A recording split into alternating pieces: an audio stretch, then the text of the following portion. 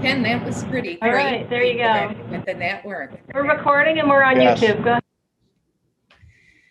Good evening, everyone. Welcome to the City Council Finance meeting. It is March 18th, the day after St. Patrick's Day. I hope everyone had a lovely St. Patrick's. I'll ask everyone to please stand for the Pledge of Allegiance. And if I could ask Councilmember McDermott to please lead us in the pledge. I pledge allegiance to the flag of the United States of America and to the republic for which it stands, one nation, under God, indivisible, with liberty and justice for all. Thank you, Councilmember welcome. McDermott. We'll do roll call. Councilmember Gully, I am here. Councilmember Ash McPherson, Present. Councilmember Steele, Present. Councilmember Cummings, Present. Councilmember Zalewski, Here. Councilmember McDermott, Here. and Council President Mantello is here. All 7 of us are present. I will make a motion to approve the prior minutes to the finance meeting of last month. I'll make a motion. I made a motion. Can I have a second? Oh, second. I'm Second. sorry. Thank you. Councilmember Ash McPherson seconds. Discussion? All in favor? Aye. Opposed? Motion carries 7-0. Presentation of the agenda this evening.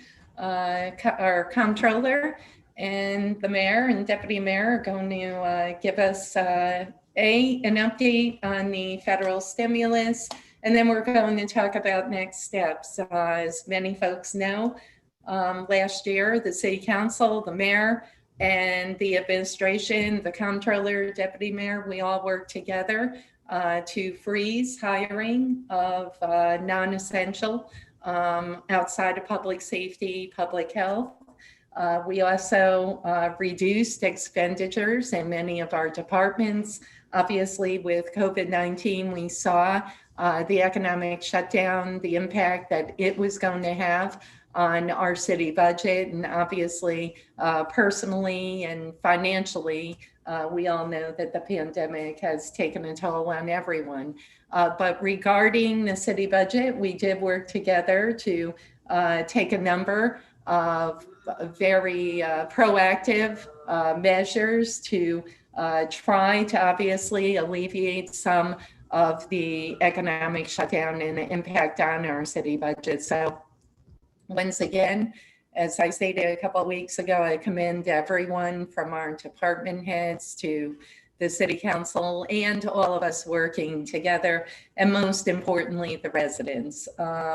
So Andy is going to give us a next step. The city of Troy will receive approximately $45.6 million. And we'll talk about that. We'll talk about how there are restrictions and it is a one shot and what we will be able to use that for. Also, if folks could also, I just want to give a real quick update. As many folks know, last week, we went through a very trying and challenging week as a city, numerous fires and numerous events with gun violence in our neighborhoods.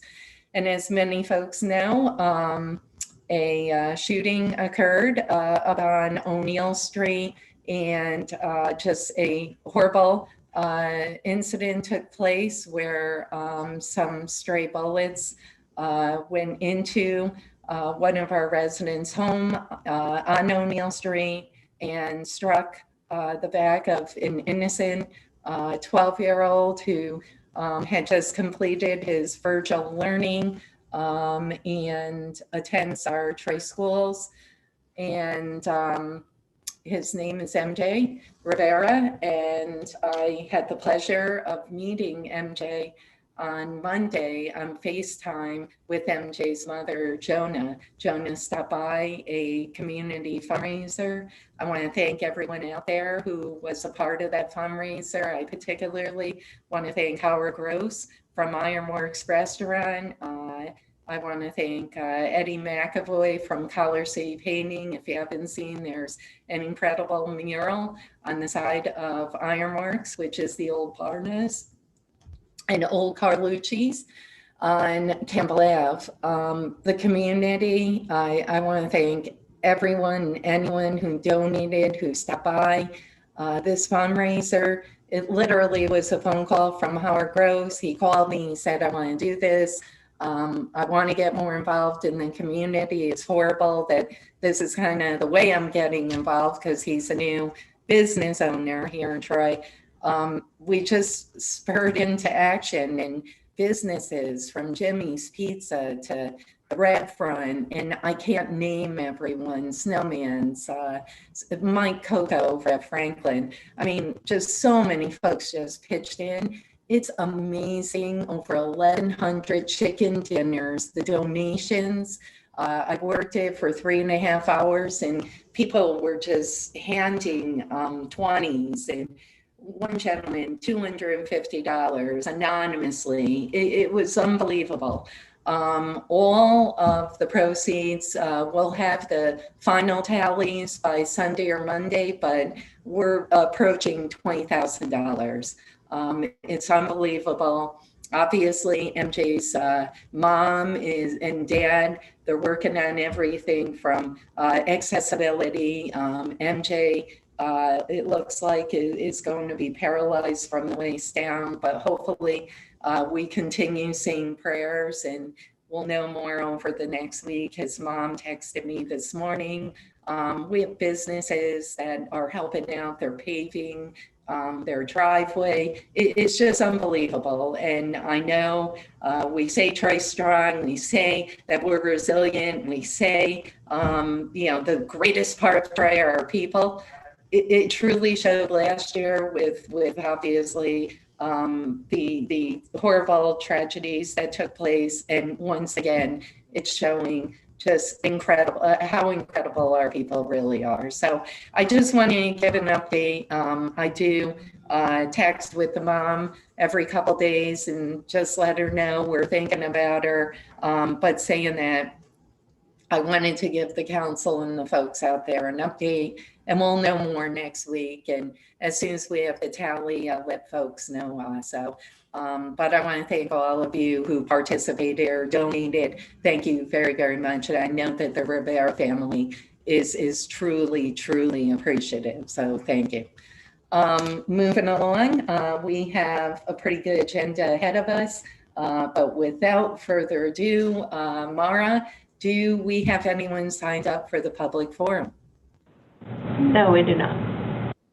Okay, and we'll go into Andy. Andy Petruski is with us, and he's going to give an update. We're going to talk about next steps on the federal stimulus, and I want to thank our Senator Schumer for leading this charge, and thank Paul Tonko and all the federal reps who voted for the federal stimulus. It is truly going to obviously help our city move forward. So take it away, Andy. Thank you.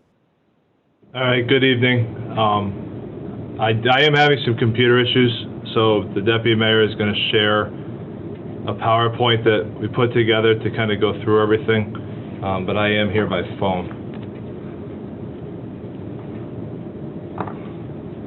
So before we really get into it, I just want to know one thing.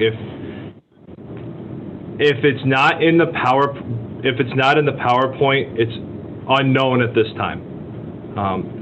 The goal of this PowerPoint is to go through the funding, what we know to date about the funding, the uses of the funding, our plan, and then I want to touch on some non-American Rescue Plan financial matters at the end. It is separate from the federal funding, but just to update the council. And I'll get more into this, but if it's not in here, and if you ask questions, I just want to prepare everyone that you may hear a lot. We don't know this yet. But with that said, we'll get into what we do know to date. So we are scheduled to receive $45.6 million in total. The legislation calls for it to be broken down over 2 installments. The first tranche I expect to receive approximately May 11th of this year. The legislation itself calls for the funds to be sent within 60 days of the legislation being signed. The second tranche is expected to be received on approximately May 11th, 2022. The legislation calls for the second tranche to be issued 1 year after the date of the first tranche. The funds will come directly from Department of Treasury to Troy. This is important to note. Entitlement communities, to simplify that, those who receive CDBG funding, the funds flow directly from the federal government to the local municipality itself. You may see some language from other municipalities. If you're a non-entitlement community, the funding goes from the federal government to New York to the state, and then the state transmits it to the local government itself. That is not the case for us. It comes directly to us. Funding is broken down in half installments, so it'll be $22.8 million in the first tranche, $22.8 in the second. Just some important factors to remember. First and foremost, all of this revenue. Andy, Yes. I apologize. Can you make sure that you send us the PowerPoint after? Yes, I will. Thank you. All funds received are one-time, one-shot revenues. They should not be used for any recurring expenditure. And we'll get into the allowable uses of the funds, but it is a one-time, one-shot revenue over the years. The second thing, there is going to be guidance coming out from the Department of Treasury on how to use the funds. I did a webinar earlier this week through NICOM that had Peter Baines from NICOM on it, Michael Wallace from the National League of Cities, Senator Schumer, Mayor David from Binghamton, and 2 members of Senator Schumer's staff.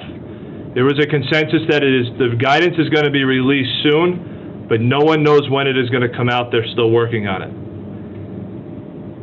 The common understanding amongst everyone on that webinar who spoke, the State Comptroller's Office, and other local finance officials that I've talked to, is that this guidance is the key for everything. We have a 100,000-foot level right now of what these funds can be used for, but there are a lot of granular questions when you get down into it. I will get into what the funding can be used for.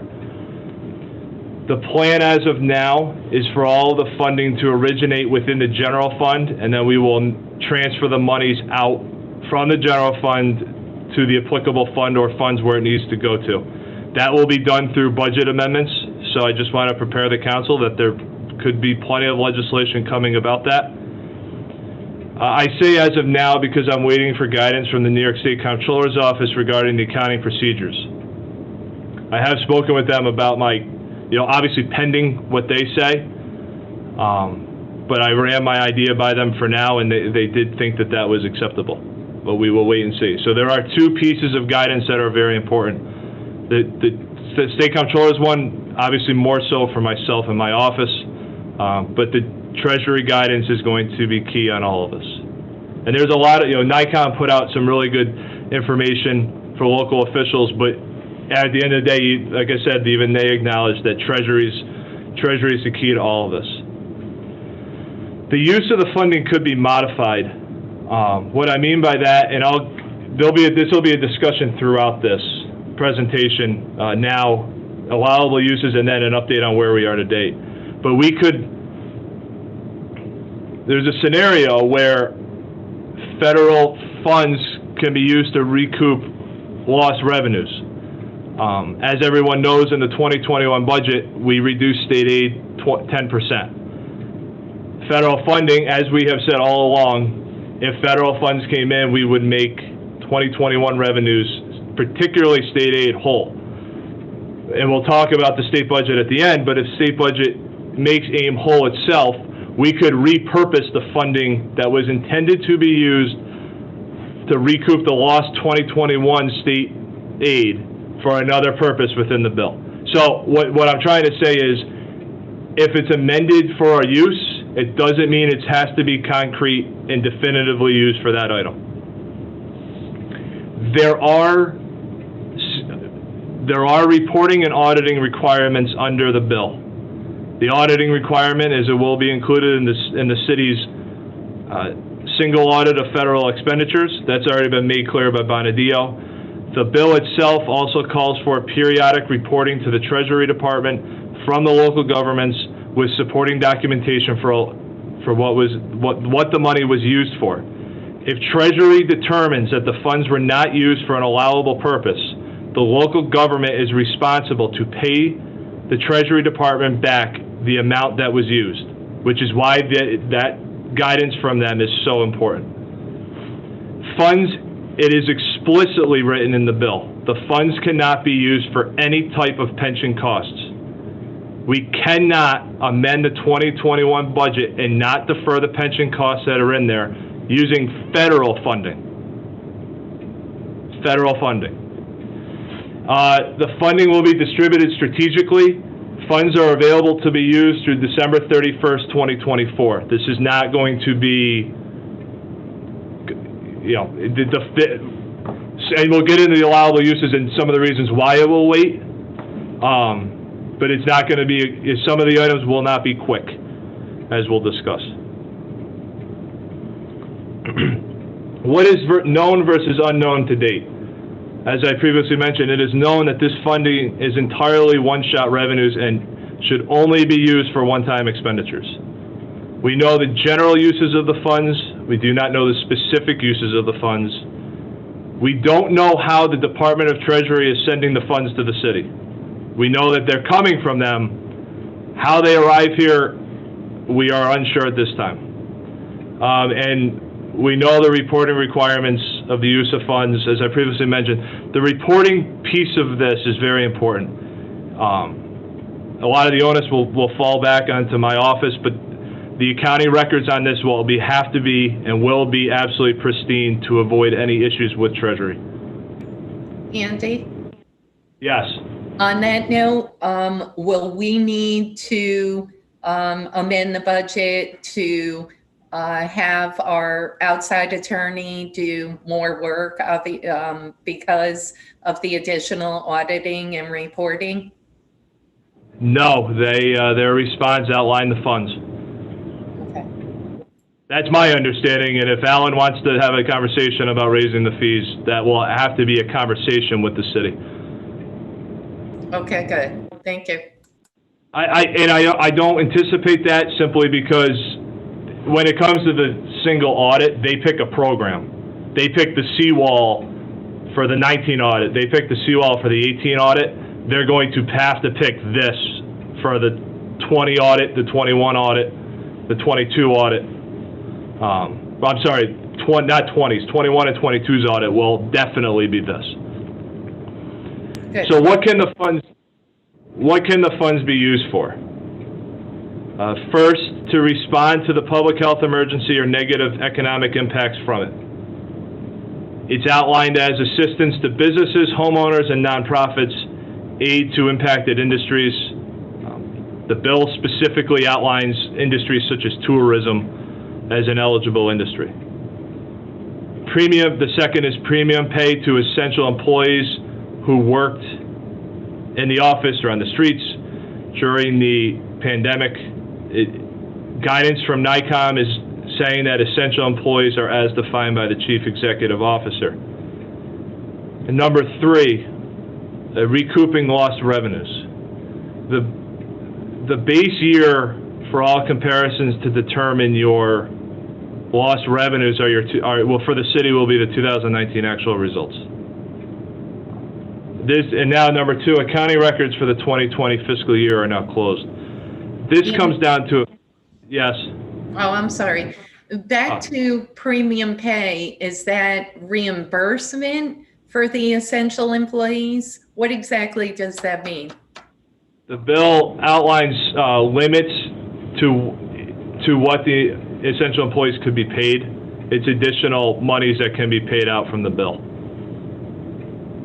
That's an area that I would imagine, especially given the amount of questions in the NICOM webinar from Wednesday or Tuesday, I would expect Treasury to have to very clearly define how that process is going to work. I would think so. Okay, thank you. You're welcome. So Council this is President, Councilmember Ash McPherson. I didn't know we were going to ask questions as we were going along, so I'd like to, Yeah. Andy, just to go back to number 1, to respond to the public health emergency or negative. When it says assistance to business, homeowners, and nonprofits, I'm not sure what that means. Probably a grant program, maybe. so That's why I want Andy to ask.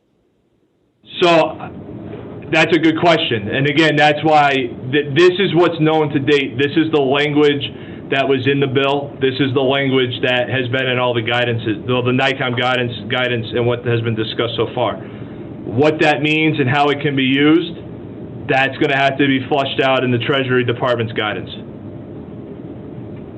So I guess a lot of this stuff that you said this in the beginning too, a lot of this stuff in here, we got questions, chances are like that right there, you're not going to be able to tell us any of that information on that. Who the No. nonprofits, what homeowners or what businesses would get anything. Okay. A lot of it's going to, I don't mean to keep going back to it. A lot of this conversation is going to come down to what the Treasury Department says. Okay. All right. Thank you. So, recouping lost revenues, the second bullet, accounting records for the 2020 fiscal year are closed. This is a kind of, in a lot of ways, a philosophical look at that myself, the mayor, the deputy mayor have talked about so far. Recouping lost revenues in 2021, for example, the state aid, that's separate from this. 2020 is closed.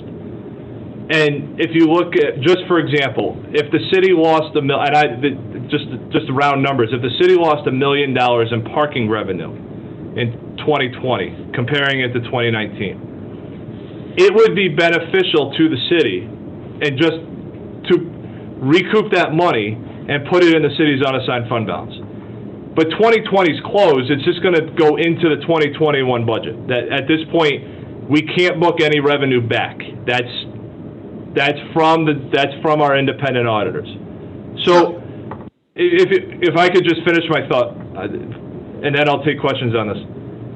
Is it more beneficial to the city of Troy as a whole, not the city government balance sheet, but the whole city, to allocate funds to recouping lost 2020 revenues of the $1 million, or put the $1 million towards number 1, where you could provide assistance, however they define it to be, towards businesses, homeowners, and nonprofits?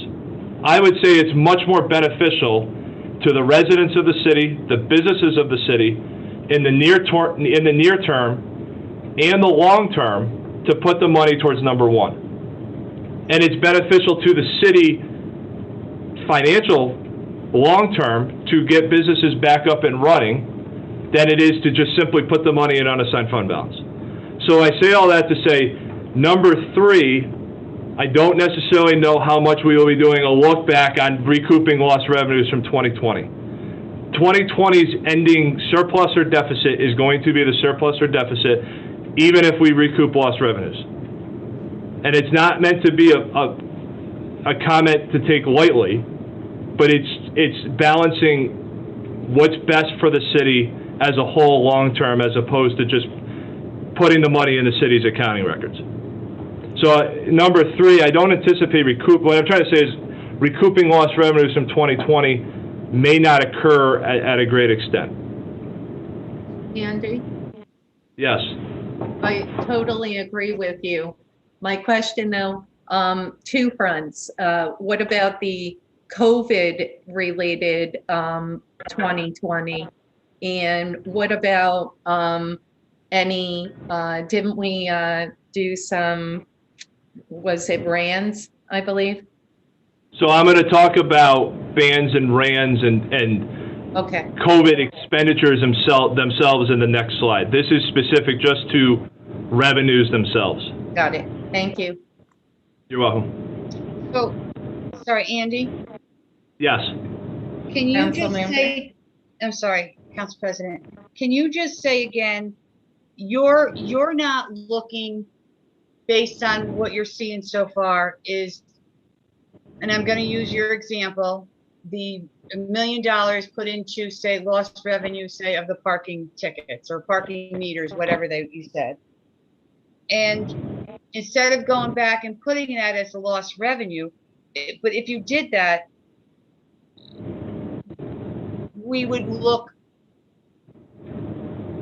like we've adjusted our budget, or we would have had to adjust the budget, but we can't adjust the budget, correct?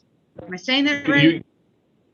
So the way we can recognize revenue for 2020 is we can only recognize items that were known and collected generally as of February 28th, 2021. So, and I'm going to expand on this. Okay. If the state government makes us whole on 2020 aid to municipalities, you can't book it back to 2020. Okay. Federal aid was passed after February 28th. You cannot recognize the revenue back to 2020. You can, under the bill, take the money in 2021 and say, I lost it in 2020, I'm now going to take it in 2021. But that then becomes the philosophical thinking on how to use this money and what's most beneficial to the entire city of Troy. Is it better to give it to businesses, homeowners, and nonprofits, or is it better just to put it on the city's balance sheet and put it in the bank account?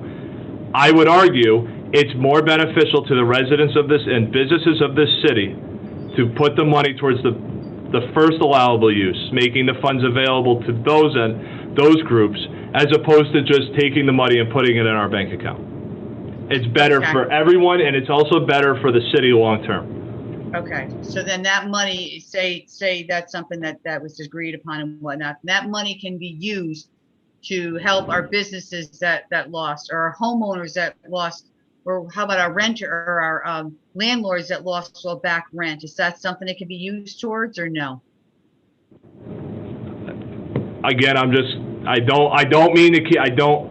I'm sorry. Treasury Guidance. It's so essentially this slide, everything that's on this slide is from the bill. There's no examples. The only examples in the bill were the impacted industries. This is what's in there. Okay. The fourth allowable use is defined as necessary investments to water, sewer, and broadband infrastructure. So there's funding available for potential capital projects. One of the things that Senator Schumer's staff specifically noted about this group is that they are working with Treasury on how to define these infrastructure projects themselves. There was a question about a different type of infrastructure improvement that could be dovetailed as part of, say, water or sewer, and will that be allowable? So again, that's the example on number 4 on what needs to come out from Treasury, which will define the type of infrastructure. Now, when I said that the funding will be used out long term, if the city puts money towards water or sewer or broadband infrastructure projects, there's a tremendous amount of planning, obviously, that has to go into that. So those funds may not be used, 2021, they may not be used in 2022, but we could look to use them in 2023 or 2024 as projects become viable to be completed. Again, all the work has to be completed by December 31st, 2024.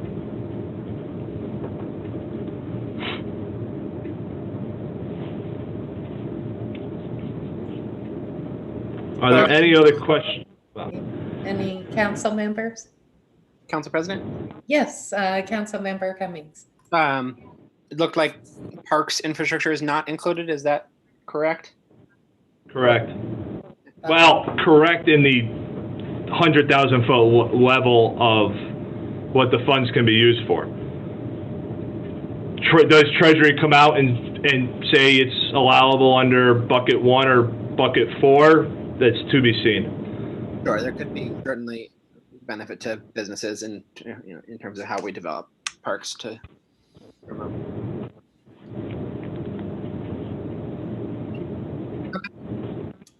But it's not explicitly called out in 4, despite It is not explicitly called out in any of the allowable uses. Okay. Well, we'll look forward to more guidance. Yeah, more guidance. Council President, Yes, Councilmember Zalusky. Andy, with regard to water, sewer, the infrastructure, when we were going through the budget, I remember you talked about some of our water projects, our public utilities projects, that some that we had to move forward with no matter what, and then others, like maybe it was painting the water tower or whatnot, that we were putting on hold for a period of time. Are those projects that we could move forward with as a result of having these funds? I would say potentially. I would, if it would. Is there a rule about, could it be a current infrastructure project, or does it have to be a new infrastructure project? That would be a question I would ask and defer to the guidance. Is there anything about, I assume there's not. Hold on, Councilmember Zalusky, you're good? Yeah, that's fine. Okay, Councilmember Cummings? Is there anything in the guidance or that you know so far about whether we can put local requirements or encouragement, or is it all based on federal bid processes, lowest bidder sort of things? It seems like if part of the goal is to support local businesses and homeowners, if we can be putting that funding into infrastructure spending locally, it does a lot more to support our local economy. That would be part of the guidance. What is on the slide is what is known to date. Council President? Yes, Councilmember Cummings, are you good Yeah, for now. for now? Yep, Councilmember Ash McPherson. Andy, I know just some of these questions you said, you're not sure what we can or cannot use it for. We're not sure. Can you say what we can do? It's on the that's on the next slide. Oh, okay. Okay. Maybe we should have gone there first. There's a method to the madness.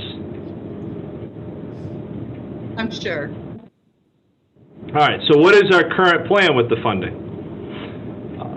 Funding is going to be allocated into the buckets of the 4 allowable uses, and then by tranche. Amounts are still to be determined once further guidance is received. One of the things that will be done is there's going to be a creation of an advisory group for input pertaining to providing assistance to the local economy. That will revolve around number 1 of the allowable uses.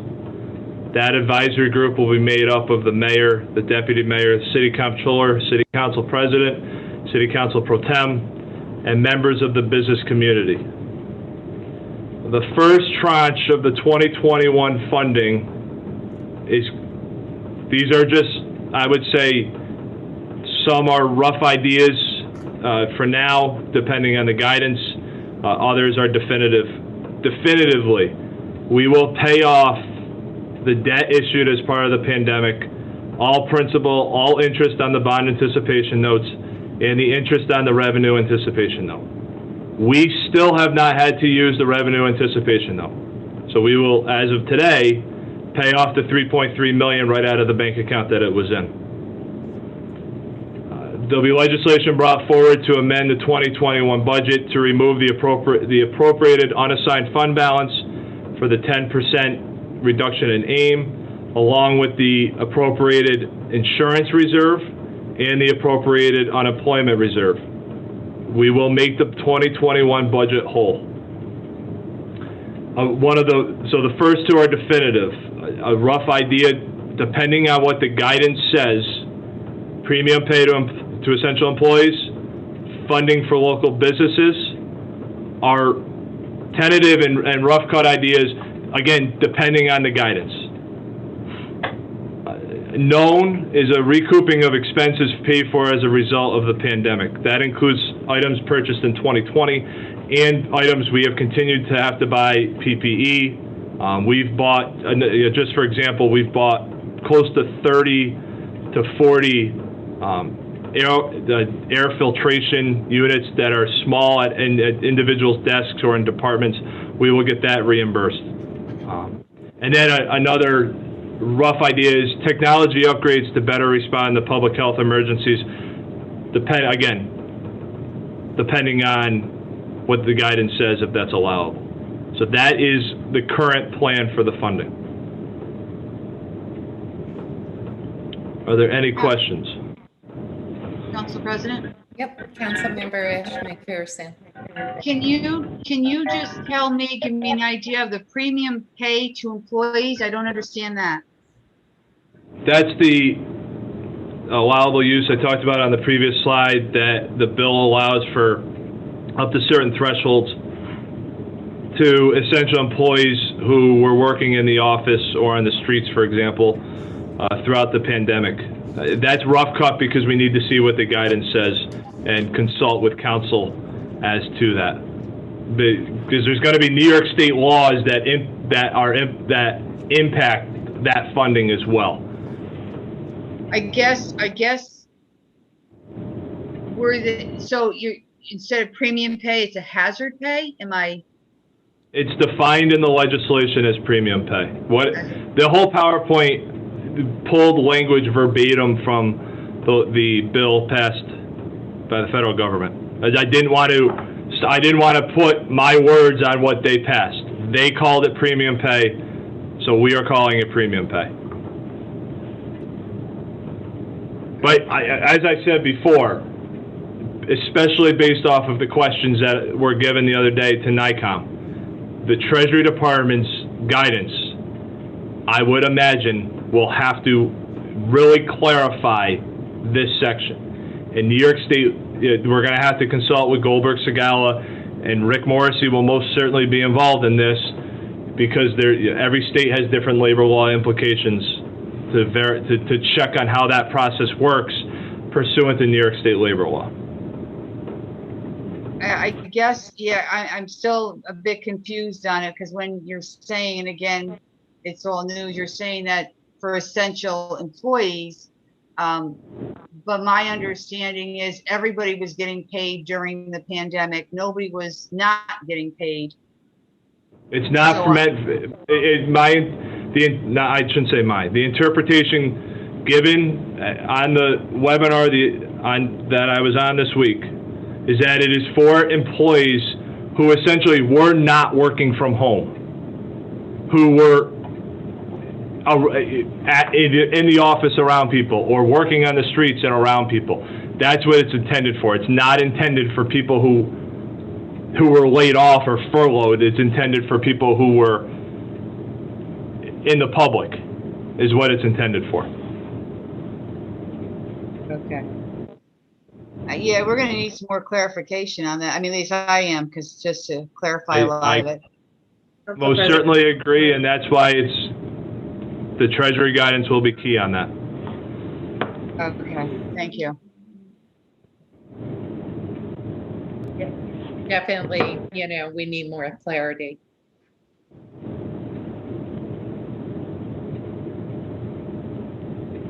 Are there any other questions about the American Rescue Plan and what I've gone over before I pivot to some state news?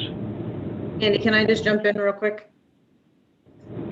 Council President, is that okay? Yeah. Absolutely. So just kind of keep in mind, Andy sat on this conference, on this webinar on Tuesday, along with several other city officials and government officials. And this is really all we know at this point in time. And it is really hard to digest. It's hard for us to digest it. Andy actually read through the bill as well. So the premium pay, we have to, there's obviously things that we have to do on our side. Definitely this, and then also the first bucket with the residents, the businesses, and the non-for-profits.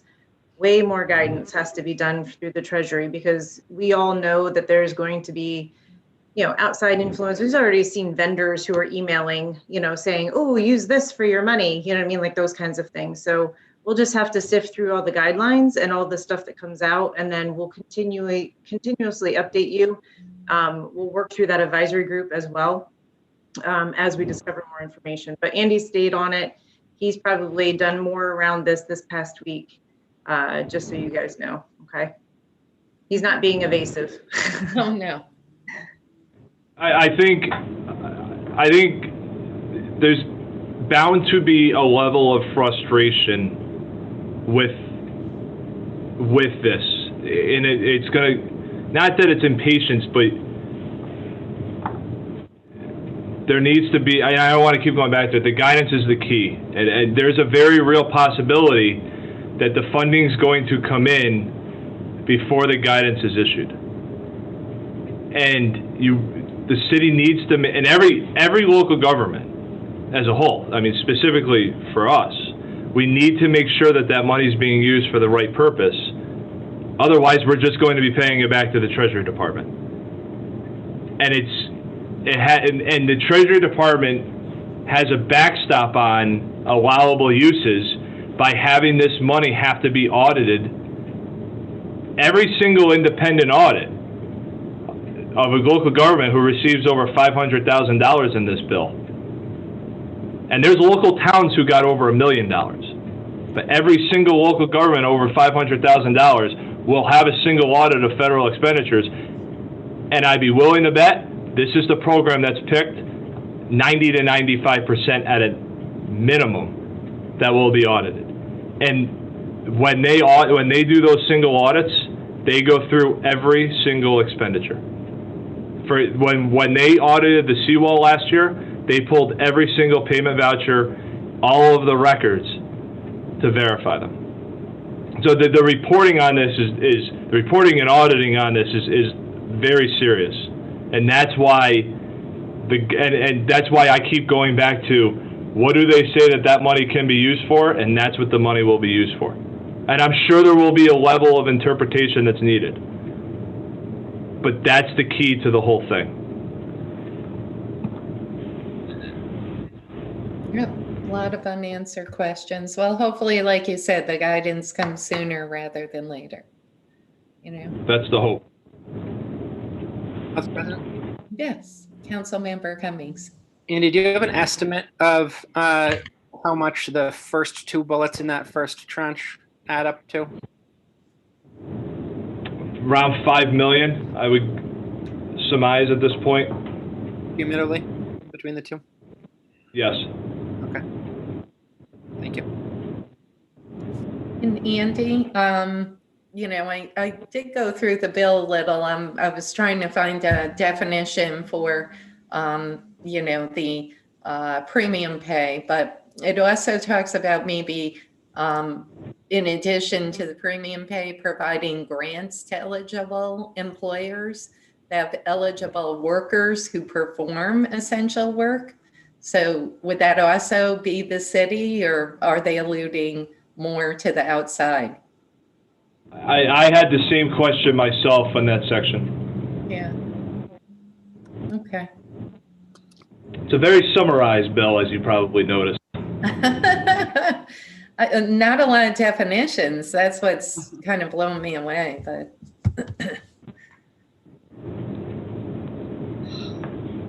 Okay.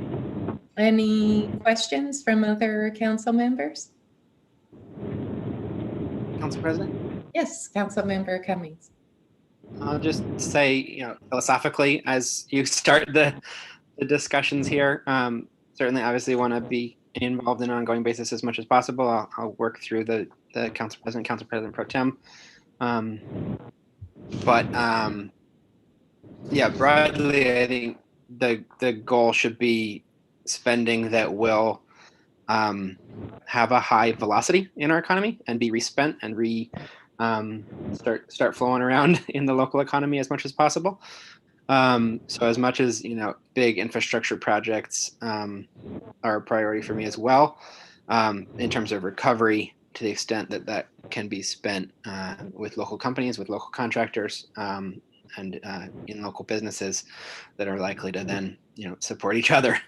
I think that's the biggest priority here, is to start increasing the flow of that money.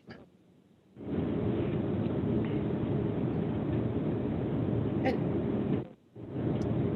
Anyone else until we move on? Okay, Andy. So the last slide, this has nothing to do with the American Rescue Plan, and this has nothing to do with federal monies. 2020 AIM, we received notification yesterday that of the 20% withheld, 15% of that amount is being transmitted to the city. I would surmise that this will come in May finance for June council. I will be bringing forward legislation for two purposes. One, to get rid of the pension deferral in the 2021 budget.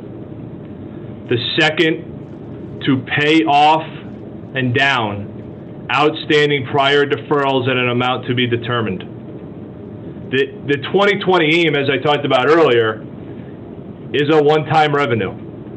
Because it can't be booked back, it has to be 2021. The thinking behind this is, as we've discussed for years, the city is carrying a large amount of outstanding prior year pension deferrals. This will present the city to an opportunity to pay off or down some of those outstanding balances. So that legislation will be forthcoming. There has been no announcement about the remaining 5%. I'm hopeful that they will send it at some point, but that's to be determined. And then the 2021 AIM, as we've previously discussed, the executive budget proposal had reduced our AIM 2.5%. It is my understanding that the budget proposals from both the New York State Senate and the New York State Assembly, at a minimum, fully restore AIM to the amounts prior to the COVID-19 pandemic. If that comes to fruition, and this goes to what I said earlier about the funding being reallocated, the federal monies will be reallocated to another purpose, and the budget will be amended to reflect the amount of state aid that's going to be received from the city as part of the 2021 state budget. So there has been very good news on the state front as well, with both the 2020 AIM and the 2021 AIM. Obviously, the 21 AIM, there's a long way to go on that budget, I would imagine. Yes, there is. But there is good news that both groups of the legislature are restoring it at a minimum. I do believe the Assembly is proposing increasing AIM, but we will see how that falls. So just to kind of give the council a heads up about the legislation about the 2020 AIM, and again, 21's AIM is headed in a positive direction.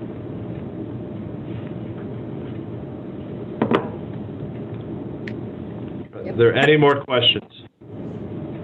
Council President, Yes, Councilmember Steele.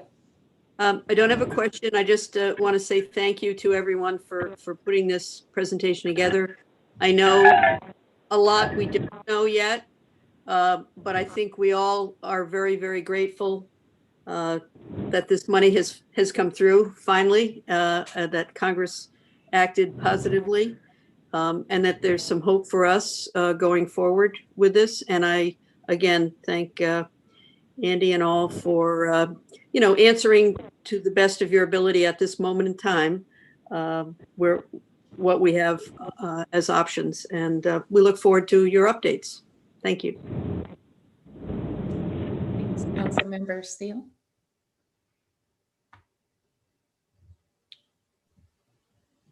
Andy, I think we all echo that, and thank you. And obviously, you'll keep us apprised.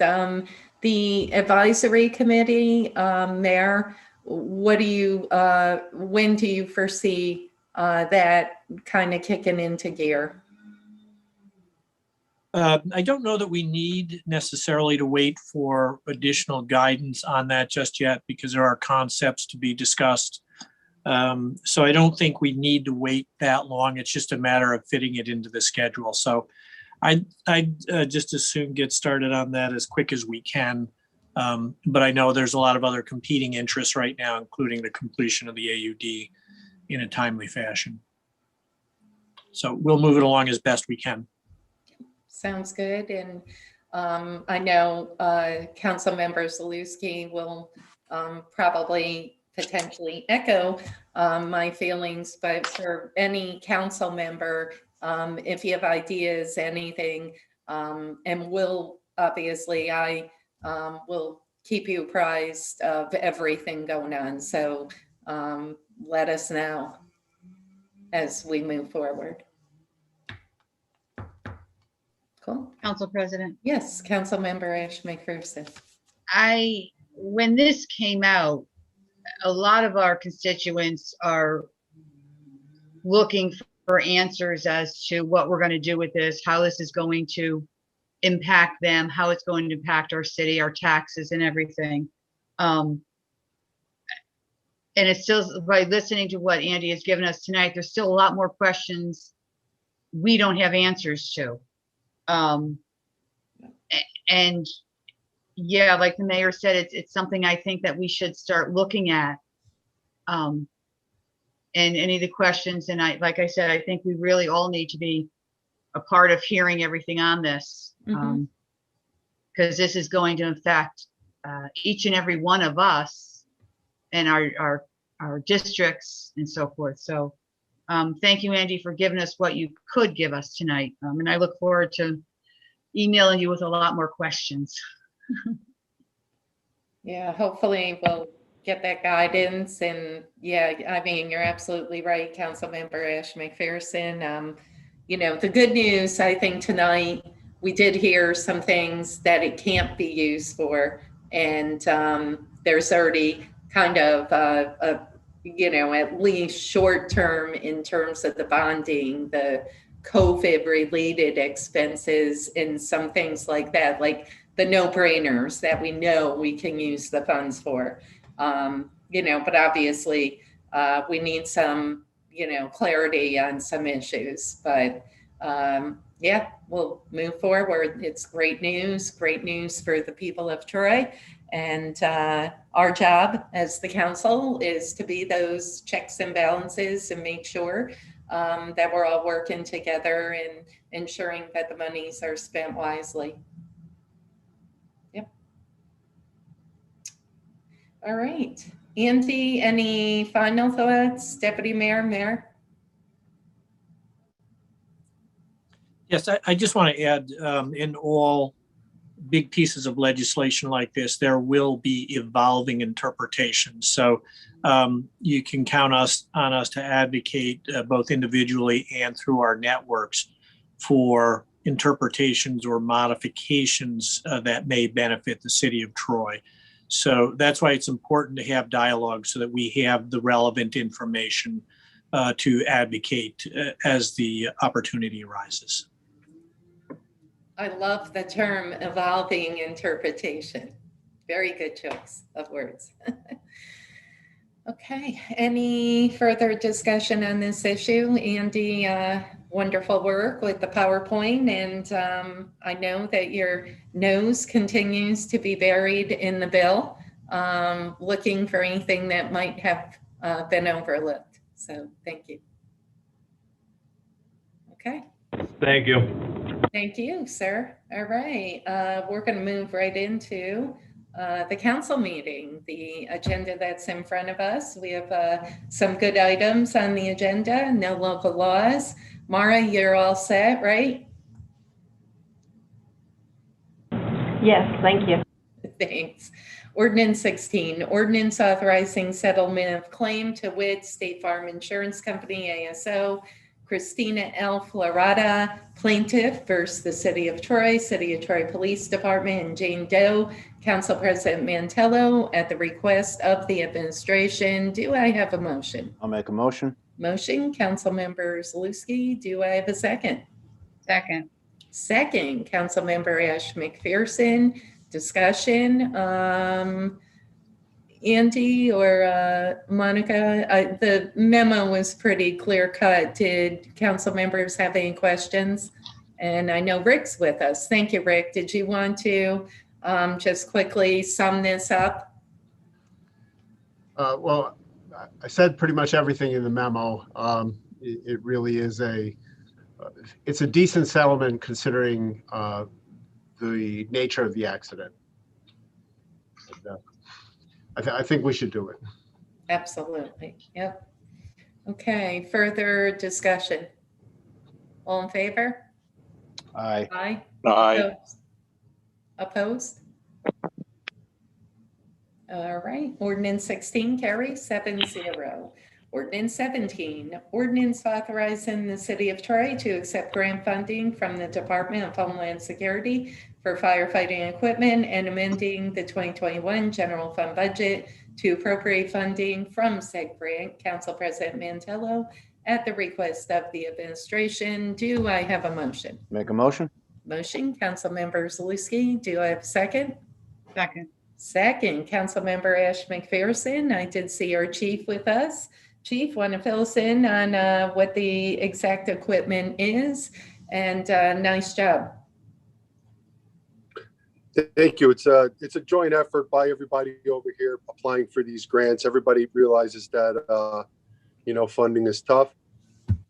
This specific funding has purchased 60 SCBA packs, self-contained breathing apparatus packs, 120 face pieces, one face piece for each one of our members, a cylinder and a spare cylinder for each pack. It's top of the line equipment. It's, we're real grateful for our federal partners that wrote letters of support. Congressman Tonko, Senator Schumer, Senator Gillibrand, and because there's a match, it will deplete our 303 line item just to make that match, and therefore that's what the transfer is required for, so that we can make the match and accept the equipment. Excellent, super good work. I mean, you're talking a major grant. Very, very, it's awesome. Nice job. I'll let everybody know. Thank you. You got it. Yep. Further, yes, Councilmember Steele. I just wanted to thank the chief. He's been with us throughout, and thank you for waiting patiently. And also, Council President mentioned earlier the tough week that we've had, and some very horrific fires. And I just want to thank you and your crew for what you did and how well you manage those fires and save lives. And so please extend, I'm sure, on behalf of the whole council, our appreciation. Thank you very much. And I certainly will pass that along. I know that those words of encouragement are heartfelt by everybody on the council. And I know that our guys appreciate it. They certainly do work. We have had a little bit of a tough row these past couple of weeks. I believe we had 10 fires in 14 days, and several of them have been second alarm fires, and our guys always do just a fantastic job. I couldn't be more proud of them. So thank you very much, and I'll pass along the nice words. Thank you, Chief. Thank you. Okay, further discussion. All in favor? Aye. Opposed? All right. Ordinance 17 carries 7-0. Ordinance 18, ordinance amending the 2021 general fund budget. Council President Mantello, at the request of the administration, do I have a motion? Make a motion. Motion, Councilmember Zaluski. Do I have a second? Second. Second, Councilmember Ash McPherson. This is the 451, 453, very sad indeed. Broadway, Rick or Monica want to fill us in. We are fronting, I believe, 400, bear with me, 370, and reimbursement should be coming from the insurance. What do you expect the time frame on the insurance? Do you anticipate a tough time? And how the demolition, I Did drive by, but before that, I had seen a number of pictures. So why don't you fill us in, please? Thank you. As far as the demolition, the cost is specific to the legislation. The demo cost itself came in at $342. We do, there's air monitoring requirements that have to do that. They're a daily rate. So we're estimating that the total package should come about $370. The insurance company, that's part of the reason why it stayed up so long from the fire to when it actually did come down a week later was twofold. One, just making the decision, making sure the owner had the time to make the right decision for the building and for himself. But then also to allow the insurance company and the adjusters to actually be on scene to see the damage from the fire so that they could actually get a good adjustment for the building itself rather than just it on the ground. It was a little bit of a risk, but it was a calculated risk. Billy Fagan was on site on Saturday, so he had already called. That process is already in the way. And between the Corporation Counsel's office, the engineering office, and my office, will stay on top of that as well. I don't anticipate a bowling alley issue like we have, just because we have some some active insurance agents in town that are the agents for that as well too. Monica, how are the families who lost their home doing? Do you know? So far so good. As everybody knows, there's a major push. I was able to contact every single one of them. A lot of it was just because of we were trying to just make sure everybody had gotten contacted because there was 9 in the building itself plus Greta. So just make sure that they had been reached out by the Red Cross and they had gotten what they needed for that immediate piece. The family was actually going to do all that work. And when I looked at them and they were just overwhelmed. So I took the list and started calling that afternoon. But as everybody knows through all of it, there's just a huge community outpouring for this fire as well as some of the others. So everybody so far, so good. People are still, I think, adjusting and trying to figure out where they're going to land. There's insurance and the chief, all the chiefs and the police department, fire departments have been responsive as far as getting reports for everybody. Everybody landed somewhere, which I think is what was important, whether it was through family or other arrangements. And now people, I think, are starting to get into the furniture and the clothing and all that other kind of good stuff. So there were 2, the 451 building was the situation was pretty extraordinary only because there was 2 residents who actually worked at the spa. So not only did they lose their house, they lost their work as well.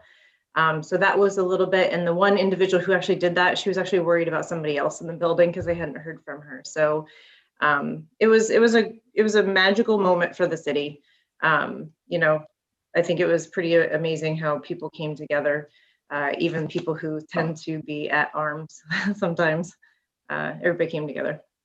But so far so good. And even the 4 from 7th Avenue have all landed somewhere, and we've connected them, whether through Shore Housing Authority or through social services, to get re-coordinated and realigned with what they needed as well. It's good. It's good. Many, many memories down at Hills, boy. My dad would drag me around when I was like 7, 8, 9, 10 years old, paying the bills. And that was one of the stops, Hills. We had to stop in there. And of course, I got my hot dog and chocolate milk a couple blocks around the corner at Famous. So yeah, a lot of memories, but obviously it was, necessary to take it down. So, okay. Further discussion? President? Yes, Councilmember Cummings. Just in terms of process here, I did get a couple questions. I know that we've seen a few of these before. When do buildings rise to this threshold where the city does it ahead of time, and when do they, just for public information? I know folks were wondering why some other buildings weren't having a similar process. So can you just go through the process that brings a building to the point where the city demos it on our dime ahead of time? Well, in that situation, we actually contacted the contractors. We pulled the demolition companies in. In the other instances, they were still stable enough that at that point in time, after talking with chief and the engineering department. And then the owners were actually right there on site as well too. So this So one it's was more because we had actually called the contractors in already. Yeah. So it's Different about whether process. the building is stable enough, or whether we feel there's an emergency to bring them in quickly. Yeah. I think that was critical, that the building's in danger of imminent collapse. Certainly a good decision here. Yeah, good. Just the question is, for other, burnout buildings that are still standing in other parts of the city, how, those are still standing because they weren't as critically damaged, essentially. They weren't as dangerous to human life. Right. Okay, that's good.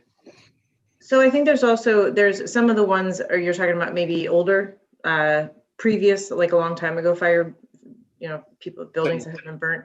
So there, we have a little bit of a different process now as well too.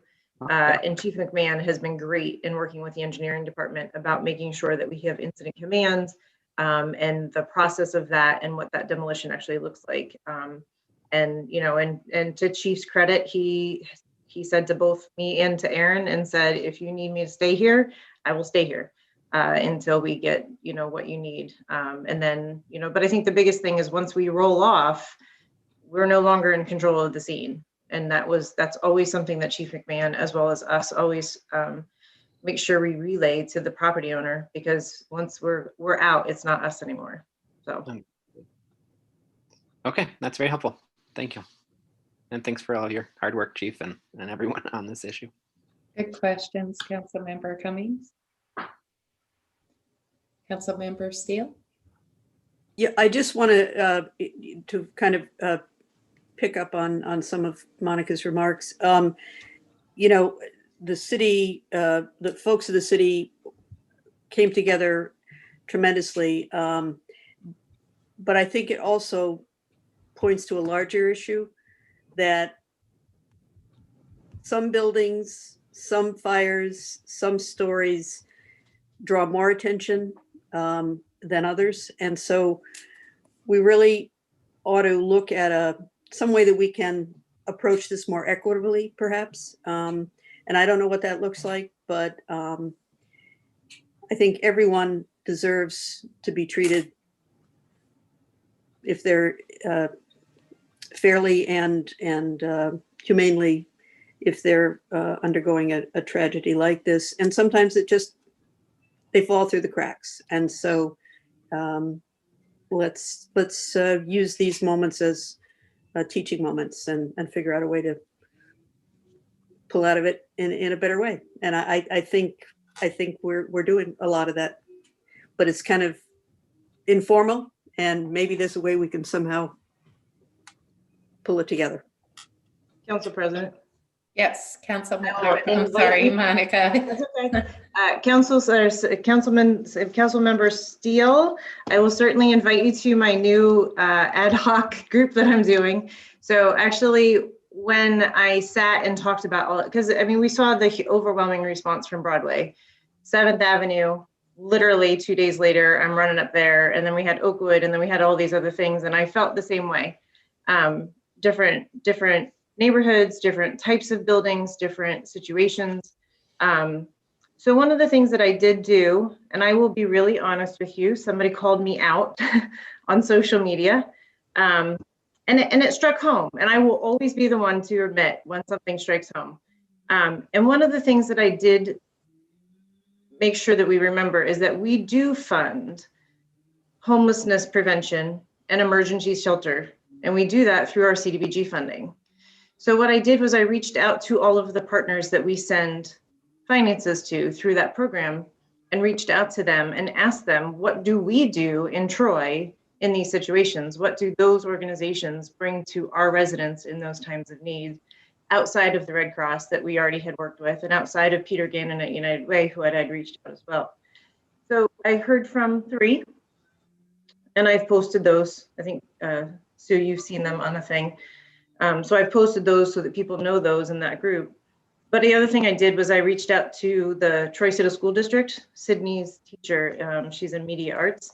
We're actually going to work with high school students to create a brochure And we talk about trauma and violence. We've, Councilman, all the counselors have been talking about the violence and how to deal with the trauma, the violence, but also in a disaster situation, what do we do? So we're going to work with them to come up with a brochure so that chiefs and their crews have something to hand to folks after a situation like that will get them those resources, or at least that contact information, so that they can do some advocacy for themselves too, and not come away behind the 8 ball. Thank you. I was not being critical. I was just, it's an observation, and I think you understood where I was coming from. But it's a process, and thank you. Council President, Yes, Councilmember Ash McPherson. I just like to touch because Deputy Mayor brought up 7th Ave. And I was down there that morning on the fire and with the families down there. And there were several things that were happening at once. Chief McMahon, the fire department, was doing amazing work to curtail this fire. And the families that were sitting over there, we had the police, we had some of the firemen, and the CDTA bus was there, and they were all rallying around the families to step in to help. So Monica, I really appreciate what you did, because those families, they're just as important as everybody else and in our community. And I did see firsthand the city stepping up and working to help them as well. So I just wanted to say that. Thank you. Thank you, Councilmember Ash McPherson. Thank you, Monica. Keep us posted on that. You said you have a subcommittee together. Who's on it, or is it not official, I take? What I did was I just reached out to those partners that we already work with and have them come and just give me the information. And then I was just going to have this high school group, this class, just help me create the brochure, and then they can be a part of that. It's a good process. We've been talking about that with the violence anyway, Yep. And making sure whether it's the mental health response or anything like that. And actually, maybe we'll work with Lansingburg on that project. So that way we have participation from the students. And I think it's really important for the students to understand that there are those resources for their families, because you never know when you might find yourself in that situation. Very good. And Council President, Councilmember one Ash more thing. I'm sorry. Yeah. I'm sorry. But with Monica, I just want to say the school, Troy High, was there as well. The school counselors came down, and that was huge, being there, and the kids that were involved in the fire, that was good for them. Okay, further discussion? All in favor? Aye. Aye. Opposed? All right, ordinance 18 carries 7-0. Ordinance 19, ordinance authorizing the reconveyance of real property acquired by in rem foreclosure. Council President Mantello, at the request of the administration, do I have a motion? I'll make a motion. Motion, Councilmember Zaluski. Do I have a second? I Second. Jim seconds. Oh, Councilmember Gully, thank you. Seconds, discussion. All in favor? Aye. Aye. Opposed? All right, ordinance 19 carries 7-0. Ordinance 20, ordinance, bear with me, I apologize. Here we go. Ordinance authorizing the reconveyance of real property acquired by MREM foreclosure. Council President Mantello, at the request of the administration, do I have a motion? Make a motion. Motion, Councilmember Zaluski. Do I have a second? Second. Second, Councilmember Steele. Discussion? Council President? Yes, Councilmember Cummings. Yeah, I've just heard back from some of the neighbors I reached out to about this property with some quite critical concerns about the way in which Flat Rock has been managing this property. Go away. I'm going to reach out to Code tomorrow to see whether I can get any corroboration of those concerns, but I'm pretty concerned, and I don't know that it's worth the cost to continue to have them mismanage the property. It is a pretty high amount that they've racked up over the years. So, it'll be important to weigh that, but Council member, do you want to make a motion to table it? I mean, we will have 2 weeks, for the regular meeting. yeah, I would say at this point it's probably more efficient to let it go through finance. I'll vote against it for now, and then I will bring more research that can hopefully either we can decide to table it or vote it down at the next meeting. Well, I'm a little concerned because it's information that we didn't have, and I, for now, don't feel comfortable moving forward if the folks down there are telling us, something that is unacceptable in terms of, the management of the property. So until I know more, I really don't feel comfortable now. This is the first I heard this. Sorry, I literally Yeah. got it. I understand. I know. I actually have something for after also that somebody just texted me. So I am going to make a motion to table this one. So just I don't feel comfortable with that information. That's process you want to go through, that's fine with me. I guess I would, in discussion, like to hear from Rick on the. My understanding is we have the authority to deny reconveyances. Well, technically, what you're doing tonight is approving the application. That that's the question before the council, whether or not it wants to approve the application for the reconveyance. The money that has been paid is technically being held in trust pending your approval. If you don't approve, then we're not going to reconvey. Okay. Council President? Yes. I'm- There is a motion. So if we want a second in discussion. I'm still in discussion. No, I made a motion. There's a motion on the floor. First, we have to see if there's a second, and then we go back to the discussion. Sorry, I thought I had seconded. Okay, second on the discussion. Yes, Councilmember Ash McPherson. Okay, so I guess my confusion is I'm not sure what the heck is really going on here. So I'd like to get a little bit more clarity as to what issue that Councilman Cummings has, and then you have a text. I don't know if any other council members have texts. What's not going on this. I don't have it on this. No. Okay. This is the first I'm hearing, so maybe Councilmember Cummings can fill us in more. Yeah, again, I literally just got this information. I want to corroborate it with code before airing it in a public meeting. But if the information that's been sent to me is true, I don't feel comfortable reconveying. I can say that. But again, at this point, my recommendation would be to either my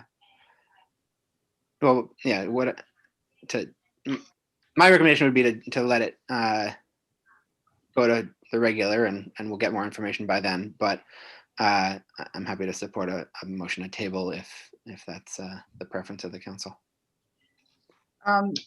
Rick? Councilmember Ash McPherson. I still have the floor. By tabling this, I guess the question is, you said the money that was paid technically would not be ours, or would it still be ours, or because it's for back taxes, I'm assuming, or? It would not be ours. There are a number of different components to the money. One is the water bill and things like that. So I'd have to look at it in a little more depth, but the back taxes, the property, when we took the property, that's a substitute for the back taxes. So we own the property now. The question before the council is whether they're approving the application. By tabling it, I mean, that doesn't mean that the application is withdrawn. That would be up to the applicant. You're just holding it in abeyance, pending your further investigation, I guess. I should say too, I have no information that there's any problem with this property. That hasn't come to my attention. Okay. Council President? Yes, Councilmember Gully. Yeah, I'm sitting here and I'm just thinking, we don't know what Councilman Cummings has heard. We don't know if it's been verified. My thought is do we really want to take this to a different level? I'll withdraw my motion. I Yeah, have no I just, problem. I Yeah. just think that we have 2 weeks time here and Yeah. keep the process clean. I think that we should just push it forward and take the 2 weeks to have Councilman Cummings investigate the claims that he's heard, and let's see what type of validity we get out of that, so we can make a good decision. But I don't want to try to stop the process and put on the brakes, because we don't know what it's going to come out to. We can always take it off the table in 2 weeks when we meet.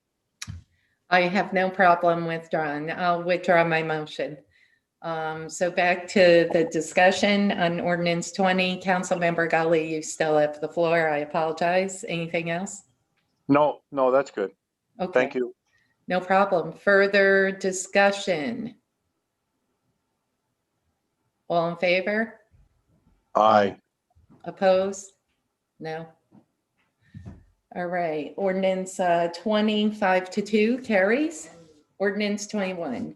Ordinance authorizing the reconveyance of real property. Oh, Mara, I apologize. That was myself and Councilmember Cummings. No. Okay, thank you. No problem. Sorry. Ordinance 21. Ordinance authorizing the reconveyance of real property acquired by MREM for foreclosure. Council President Mantello at the request of the administration. Do I have a motion? I'll make a motion. Motion, Councilmember Zaluski. Do I have a second? Second. Second, Councilmember Ash McPherson. This one is 655 Third Avenue. Anyone get any late text, any information? Okay, further discussion? All in favor? Aye. Aye. Opposed? Okay, ordinance 21 carries 7-0. Ordinance, I apologize, yes, ordinance 20. Council President? Yes, Councilmember Cummings. I'm sorry, I was thinking about the 4th Street one when the Lincoln Ave one went by. I don't have particular objections to that one, but I was curious. I don't know that I'd seen this before, that it looks like it's being reconveyed to a different party than the initial owner. I assume that's a standard Sure. process that basically got bought out. Okay, Rick, can you fill us in? That is, I believe, ordinance 19, correct? That's correct. Yep. You're on mute. I don't, which property is this one? This is, The 26 Lincoln. Lincoln Ave seems to have been purchased by D&D Property Management pending the reconveyance, sort of. no, I think D&D Property Management was the owner on the date of foreclosure. No, it says Danny Forrest is the owner, and No, Danette Forrest is the applicant, but I believe he is the sole member owner of D&D Property Management, which was in fact the owner of the property on the date the NREM was filed. I looked that up. okay. If you look at the bottom of the page, it says it there.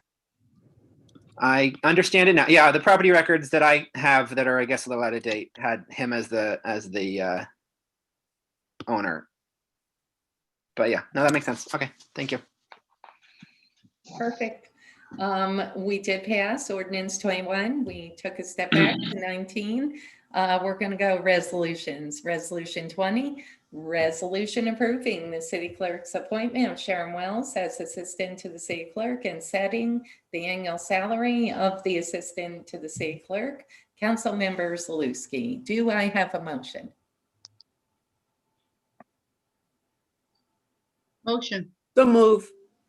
Motion, Councilmember Ash McPherson, and second, Councilmember Steele. And the discussion, Councilmember Zaluski, do you want to just, give a quick update? Yeah, sure. So Sharon Wells is currently serving as our assistant clerk, part-time, and as the clerk's office is getting themselves ready for City Hall to reopen, the office decided that they need more support, and it'd be good to have Sharon Wells in full-time. Sharon agreed that she could go full-time, so we think it's a reasonable move. We've realized some savings from the position being part-time for a while, so shouldn't really impact the budget substantially. Sounds good. It will be needed. Mara, wanna just real quickly fill us in on, what you're doing to prepare for the opening? Sure. I'll say that Julie and I are both very pleased with Sharon's work, and we're really excited to have her come on full-time. She is very, very excited to start full-time here. And we are just trying to make sure all of our forms are up to date, all of our processes are up to date, printing a lot of stuff and updating a lot of instructions. We're going to still be doing, so we are reopening to the public on Monday, the 22nd. We're encouraging people to try to continue to do things by mail as much as possible, because we do want to try to avoid too much crowding at City Hall. And so in the clerk's office, we will still be doing marriages and domestic partnerships by appointment only, just in an effort to try to kind of stagger people's arrival to the clerk's office. But, I think we're ready to go. Sharon does have another full-time job that she's transitioning out of, which is why she won't be starting full-time until April 5th. But we're looking forward to having her be here full-time. She's a really great asset to the office. Yeah, I think she's a fantastic worker, a fantastic employee. Real quick, Mayor or Monica, want to give an update, in terms of opening on Monday? How's it looking?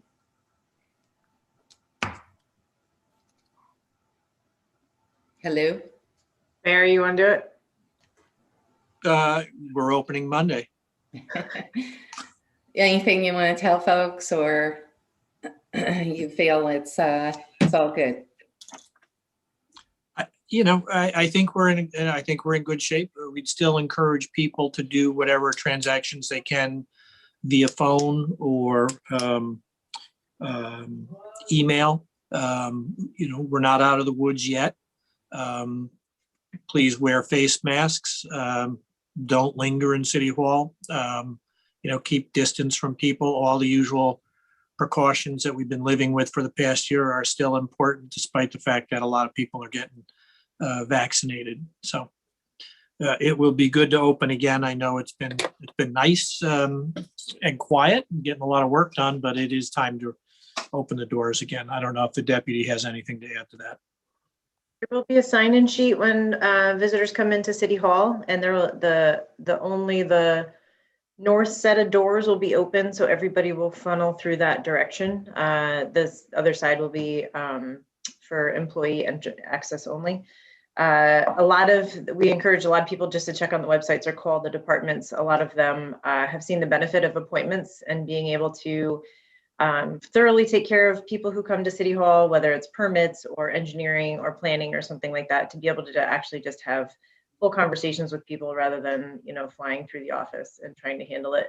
And then we're also asking one person per family that comes into City Hall at this time. All the chairs and all that kind of stuff will be removed from the lobbies. So we just really want to make sure that people aren't lingering and dillying. But we're going to be open. Sounds good. And the treasurer's office will be, not an appointment based. You'll be able to come in and pay your bills and do your thing at the treasurer's office as well. Okay. Sounds good. Okay. Further discussion? All in favor? Aye. Aye. Opposed? All right. Reso 20 passes 7-0. Resolution 21, resolution of the City of Troy, New York. That's my son, sorry. Authorizing the negotiation execution, and my husband is not, murdering him or anything. He's just screaming. The negotiation, execution, and delivery of lease purchase agreements to finance the purchase of golf course maintenance equipment. Council President Mantello, at the request of the administration, do I have a motion? I'll make a motion. Motion, Councilmember Zaluski. Do I have a second? Second. Second, Councilmember Steele. Monica, or Andy, fill us in. I did notice this is to lease some equipment in terms of machinery, $9,000 per month for the golf course. And it looks like for a 5-year lease, is that? Yeah, I believe so. So yeah, so there's actually 5 pieces of equipment that we're looking to get with this. There are 2 greens triplexes, which are mowers. They are actually replacing mowers that are from 2000 and 2001. Those are the Toro section. And then 3 fairway mowers that are John Deere's, and they replace equipment that is from 1996, 2007, and 2011. They're all under warranty. The Toro ones are actually hybrids, so we'll be able to save money through purchase of fuel.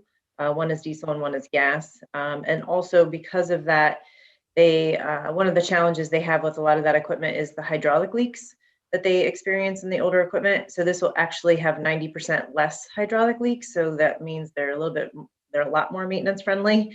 But then also the efficiencies and the warranty of that as well too. My dog's gonna bark, sorry. But yeah, so just to replace really ancient equipment that they're just spending a whole lot of money trying to repair and fix at this point in time. Okay, and it's the company, who is the company? I didn't think I saw that. Toro and John Deere is the makers of the equipment, and then we lease through a state contract company. I can't remember the name of it at this moment in time, but they hold the state contract. So we're piggybacking, I take it. Yep. Okay. Absolutely. Yep, it went through Claudia in purchasing. Gotcha. And I know obviously the capital plan is calling for the phased in. Did we appropriate any monies for equipment in the capital plan? I was trying to get it on my phone, the budget, and unfortunately it's not working. In the full capital plan, you mean? Like Yeah. the big, when we purchase all the big equipment and everything? Yeah. No, we did not do a capital plan purchase for these ones, as they were replacement ones that we were taking a look at. He wasn't 100% sure if he was ready to do that or not.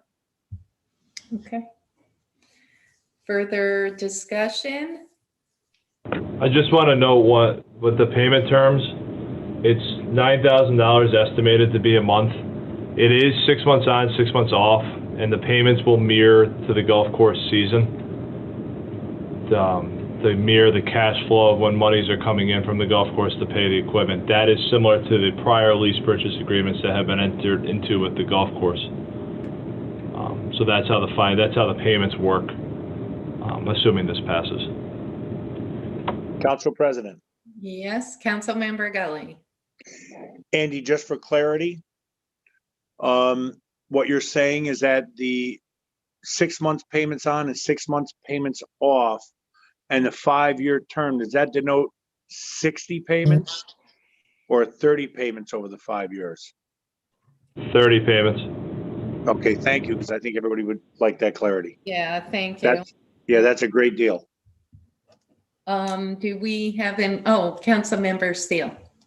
I just wanted to note, when Councilmember Cummings and I toured the golf course, we saw the terrific damage that the hydraulic leaks had caused to the course. So I'm glad to see with the purchase of this equipment, we're going to be hopefully avoiding some of that. Hopefully. And real quick, do we have a potential opening date? You know what's funny is I haven't heard. I know they were still kind of looking at next month at some point. A lot of it depends on how wet. Yes, Mother I know Nature. that yeah. I don't know. You know what's funny is I don't know if they've actually reached out to maybe Councilman Gully will know. Normally they have the big league meeting, and I haven't heard that yet. So maybe that'll be coming up in the next few weeks. Council President. Yes, Councilmember Gully. Just to add to the conversation, we did have the league meeting. The leagues will be starting on April 30th. The rumor is, I'd like to leave it like that. The rumor is that I just got it. the rumor is they will attempt an opening around the second week of April, weather permitting and situation permitting. But we'll wait to see what happens. I mean, it's all on Mother Nature right now. Absolutely. Can't mess with Mother Nature. We know that. They're Stay tuned. targeting April 5th, weather permitting. Greg's obviously watching. Hi, Greg. Nice job. I drive through every morning. Your folks are out there working. All right. Further discussion? All in favor? Aye. Aye. Opposed? Reso 21 carries 7-0. Resolution 22. Resolution appointing commissioners of deeds for the city of Troy. I'll take a motion in a second. I do have to add someone. Do I have a motion? Council. Yeah, I'll motion. Sorry. Councilmember Zaluski motions. Do I have a second? Second. Councilmember Steele. I will make a motion to add Mary Hagee and her address. Mara, can you, we don't need to announce her address. Mary Hagee up in Lansingburg. A motion is on the floor. Do I have a second? Second. Second, Councilmember Gully. Discussion on the motion to amend. All in favor of the amendment? Aye. Aye. Opposed? On the amended resolution, do I have a motion? Motion. Motion, Councilmember Zaluski. Do I have a second? Second. Second, Councilmember Steele. Discussion? All in favor? Aye. Opposed? All right, Reso 22 carries 7-0. Resolution 23, resolution of the Troy City Council authorizing a change in the direction of travel on State Street between First and Third Streets. Council President Mantello, at the request of the administration, do I have a motion? Make a motion. Motion, Councilmember Zaluski. Do I have a second? Second. Second, Councilmember Gully. Discussion? Council President? Yes, Councilmember Cummings. Monica, do you have any updates on discussions between the hardware store and music hall on this, or should we wait for Steve next meeting? I would wait for Steve for next meeting. I know that we had mentioned it back in, we looked at this last year. And I know that there was some concerns about loading zones because they each use alternate side loading. And we obviously want to be sensitive to that. Yep, just want to make sure that that's resolved before we pass this. So I guess make sure he's at the meeting. Great, thank you. Council President? Yeah, Councilmember Ash McPherson. Deputy Mayor, can you just tell me, because I was trying to visualize this when I was reading it. So if you're coming down State Street, we're now going to be able to take a right? So if you're coming down Third and Third, sorry. past the Bank of America, at the Bank of America, you'll actually be able to take a right now. You'll be able to take a right, but you can't, but it's still only going to be one way on the left-hand side of the road. It's two-way traffic. But It's two-way. if I was at again, my sense of direction, I was getting crazy. If I was at the Bank of America and I took a right, that's a one, or took a left, that's a one way. We're going to make that a two-way. No, that's still a one-way. That's going to stay the one way. Okay. First Just going to the right. Yeah, and I'll be really honest with you. A lot of this came up back when the farmers market first came up on River Street. Jimmy Barrett, remember, with all the challenges around that lower River Street, as I call it.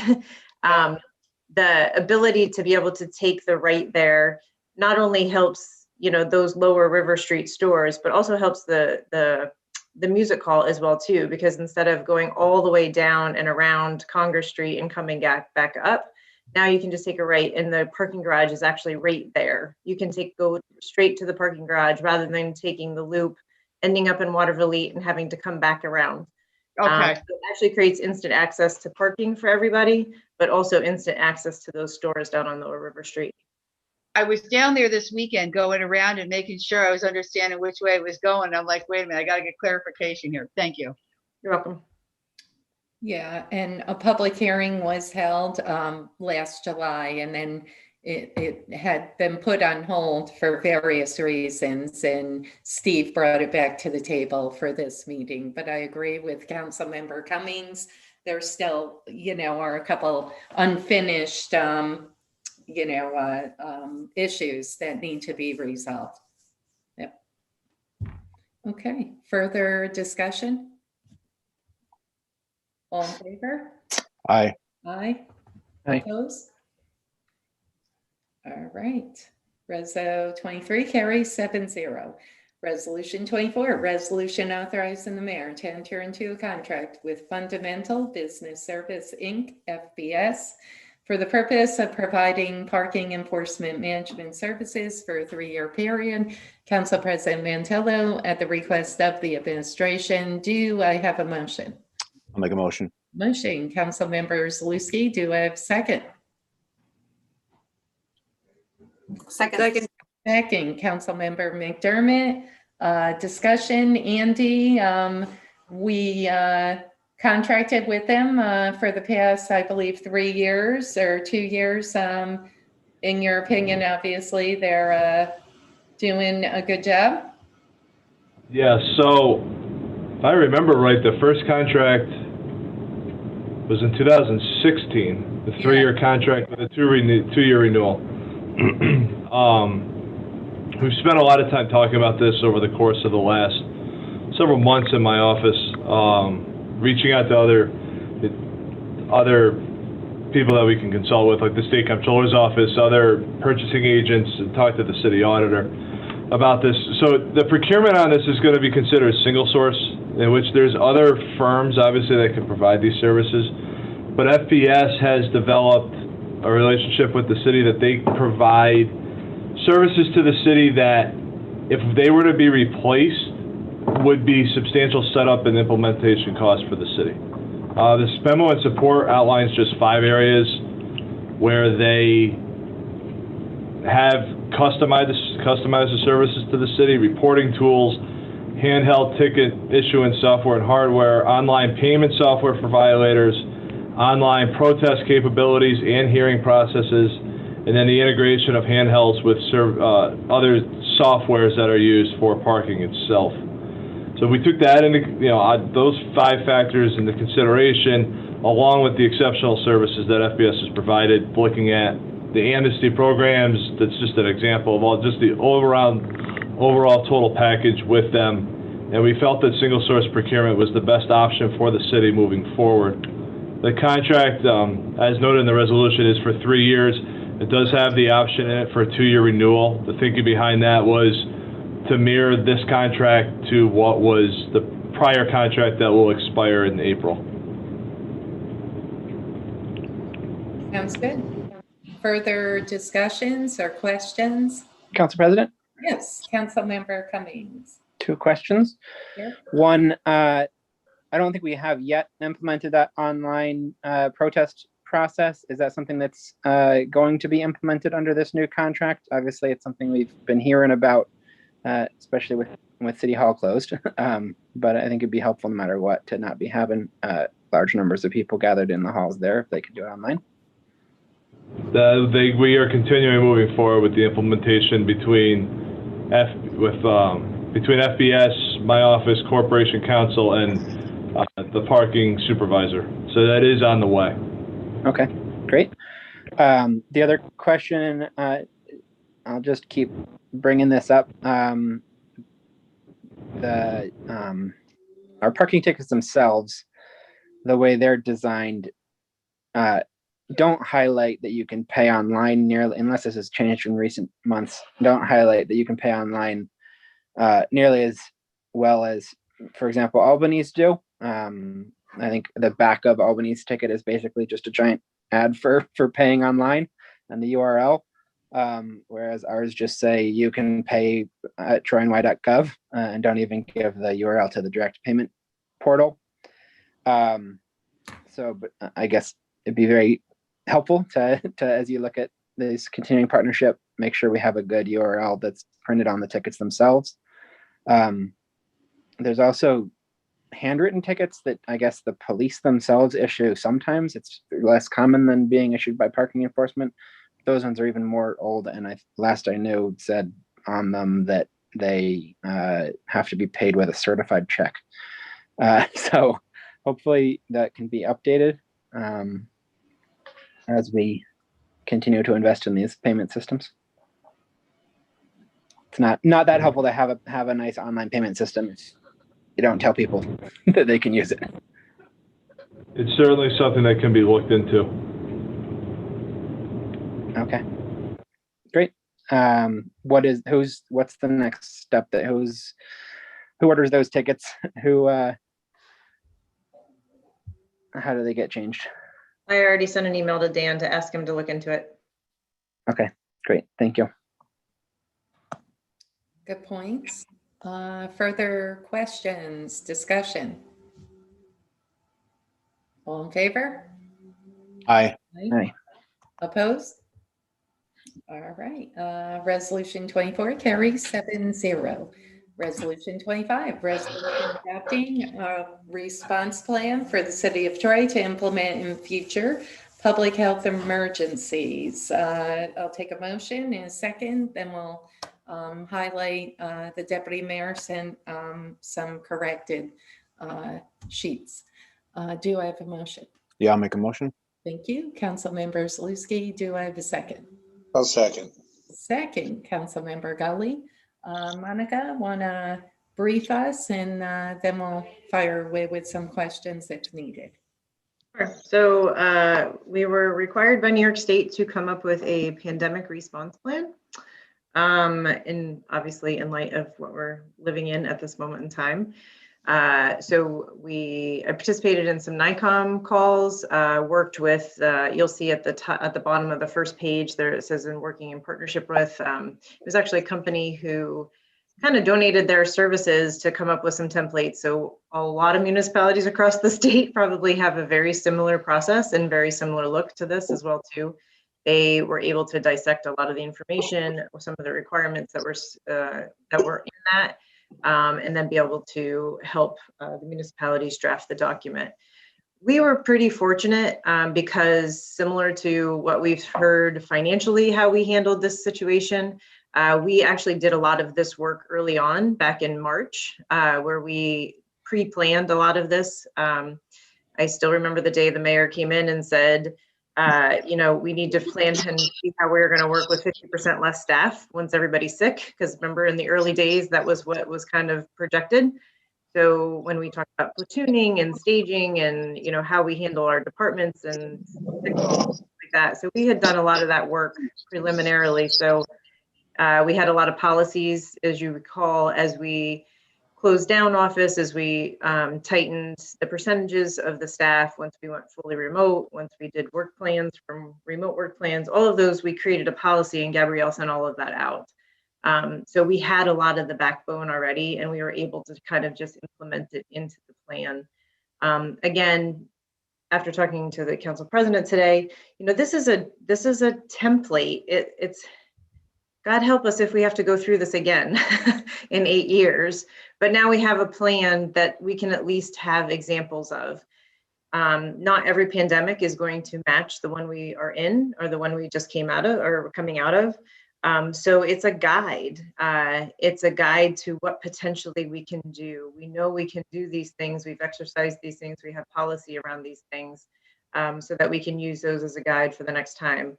We're not quite sure if another pandemic hits us, what department might be the front line, what department might not be, what department has to get shut down, what does our platoon look like? What does our workforce look like? Do we all have to work remote?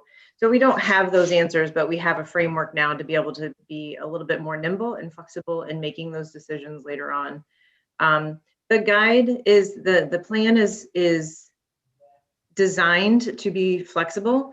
And it's also designed not to hit upon a lot of contractual items with our unions. And that is on purpose because we don't know what the future hits. I can't negotiate something I don't know what it's going to be. I don't know what the fire department's response is going to be in the future. I don't know what the police department's response is. I don't know what CCA.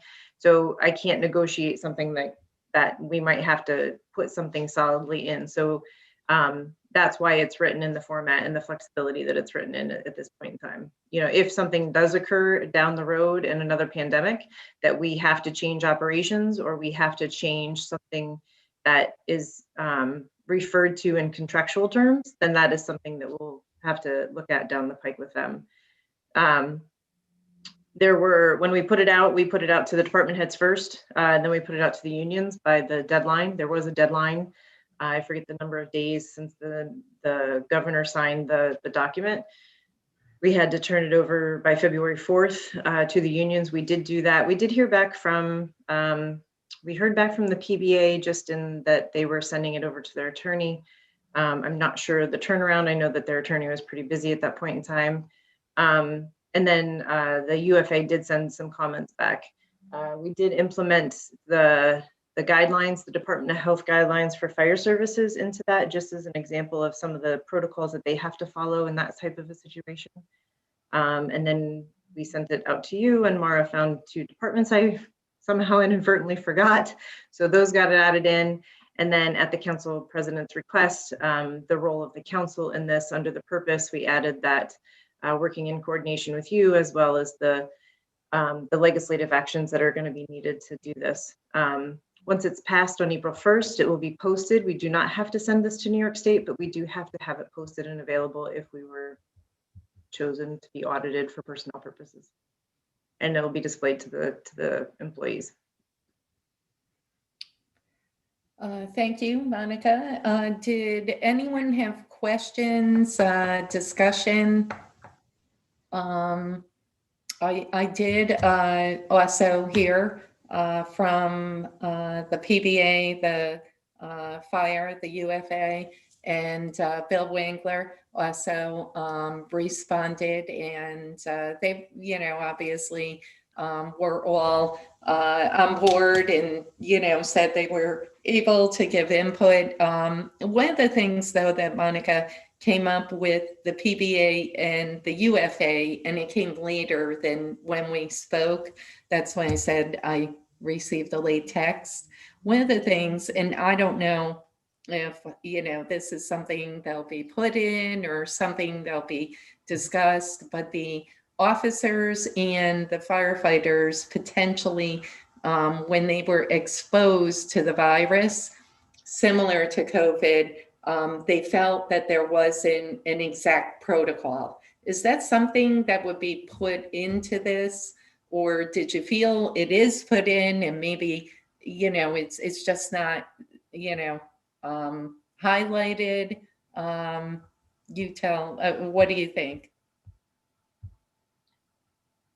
Clear, precise language. You're on mute. Yeah, just saw What that. do So in there, it talks about under the plan. If you go to one of the exhibits where it talks about the facilities plan, there is a whole part about staff exposures, cleaning, and disinfection.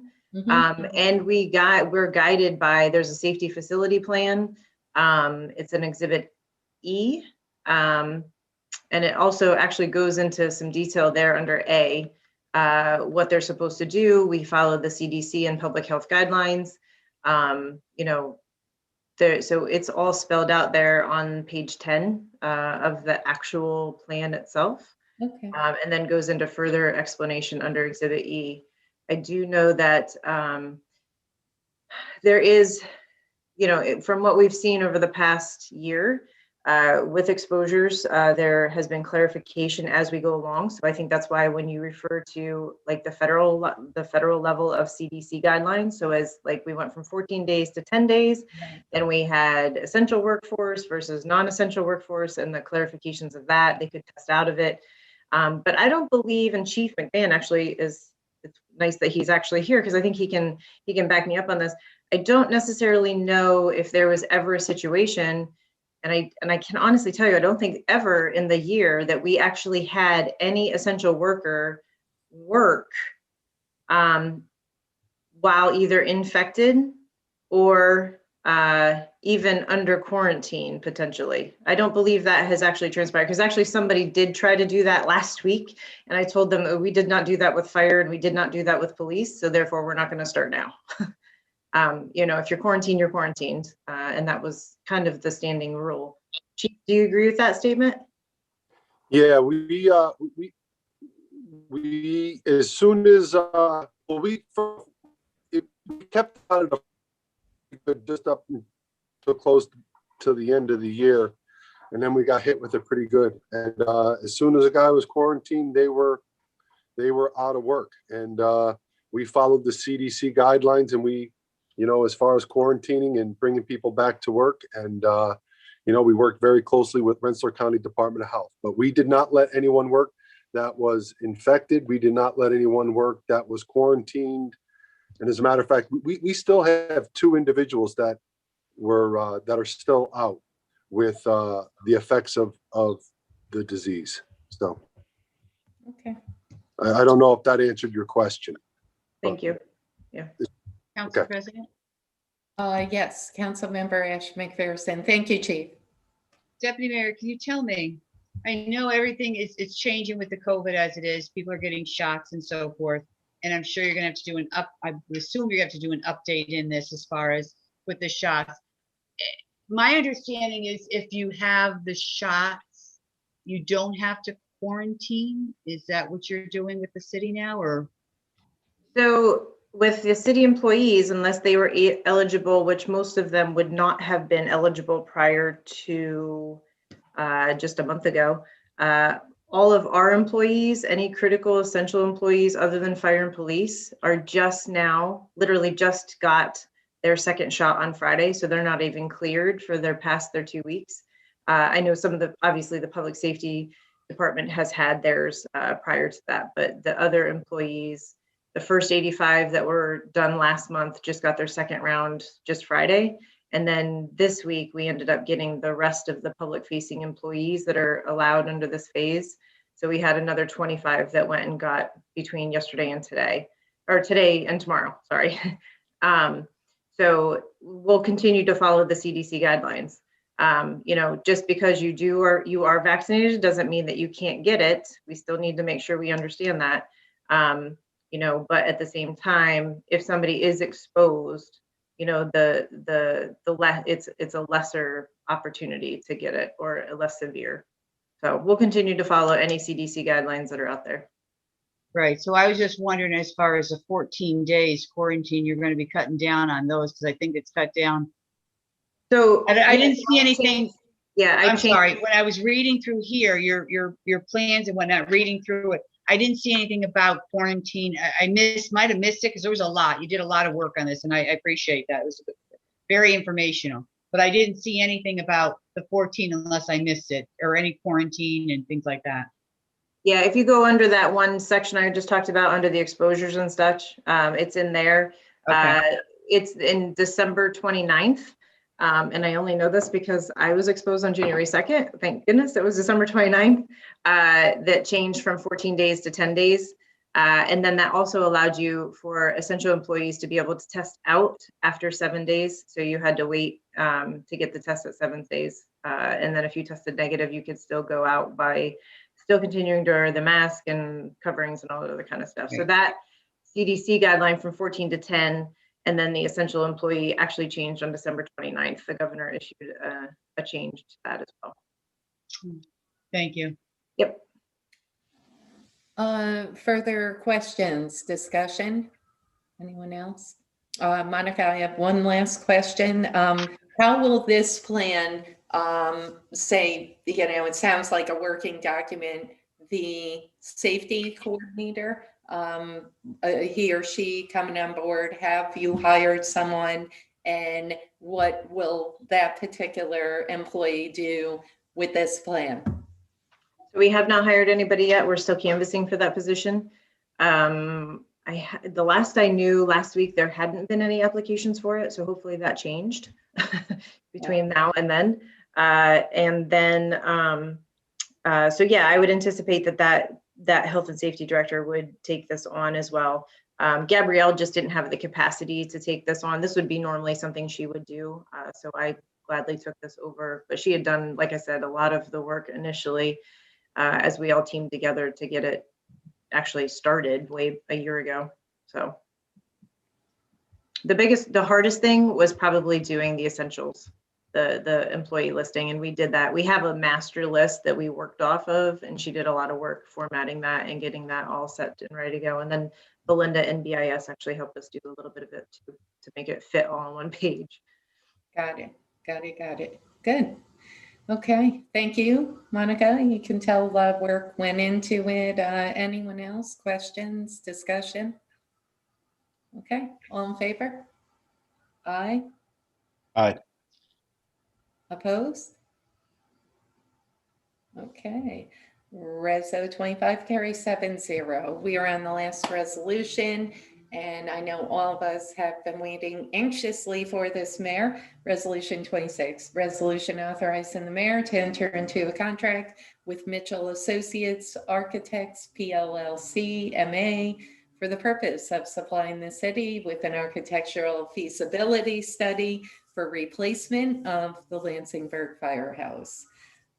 Council President Mantello, at the request of the administration, do I have a motion? I'll make a motion. Motion, Councilmember Zaluski, do I have a second? Second. Second, Councilmember Ash McPherson, and I don't know if the chief or Andy or someone want to fill us in. I do know we had talked about relocating, but it looks like this specifically is for replacement. So the relocation is now a no and replacement is the game plan. Maybe someone can fill us in.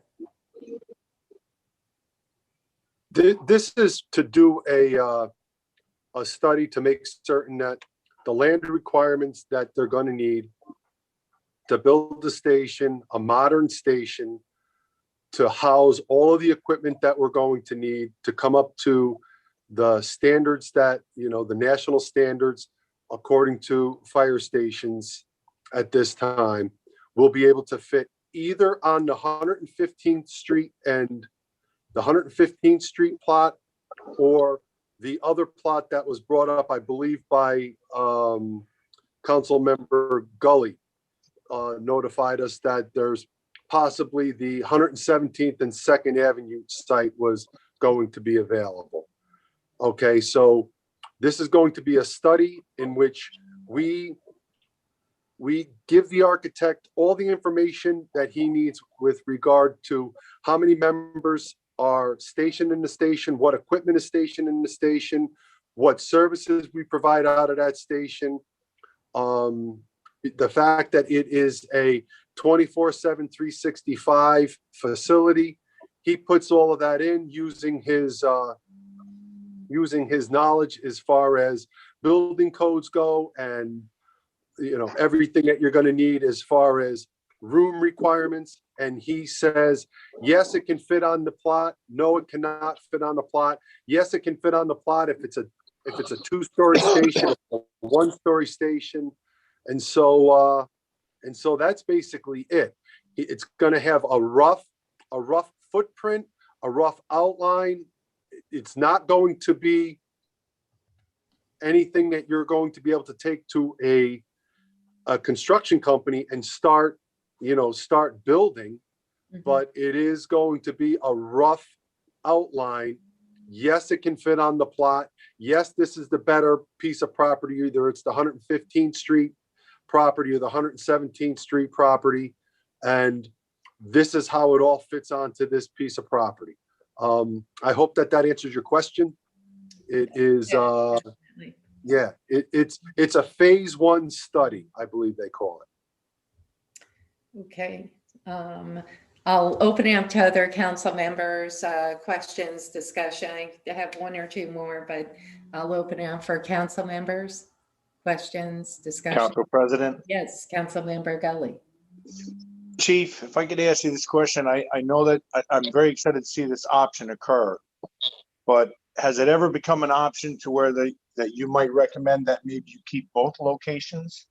Maybe use the 117th Street lot as the main location for the firehouse in Lansingburg, and use the 115th for maybe a possible backup building where we could put additional pieces of equipment, or utilize that property in that process?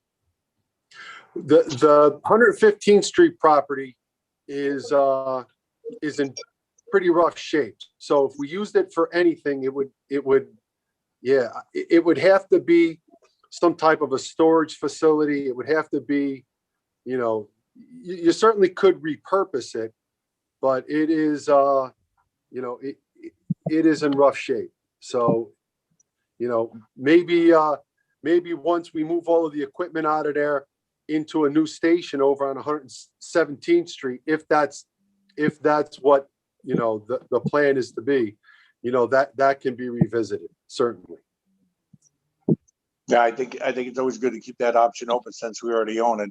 I mean, I know it might not be a living facility, but it could be a good garage or storage area for equipment to keep it out of the weather. Certainly. Thank you, Chief. Thank you. Member Gully. Just questions, other council members? One of the things I noticed, Andy, Mitchell, or whoever, the chief, I'm sure that there was a small committee who picked Mitchell and TAP, and I am pleased to see TAP. I think, their knowledge of the city certainly brings more to the table on this project. But why do you feel that this partnership in this company was better than the other proposals?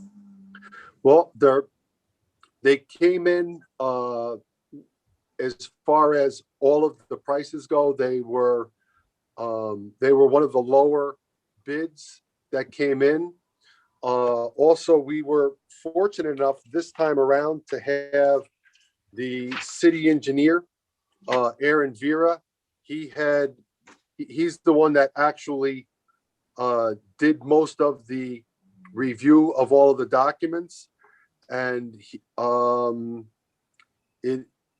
he had some inner workings and some knowledge of doing these architectural design studies, and so that's where the recommendation, that's where the bulk of the recommendation came from, was through the engineer.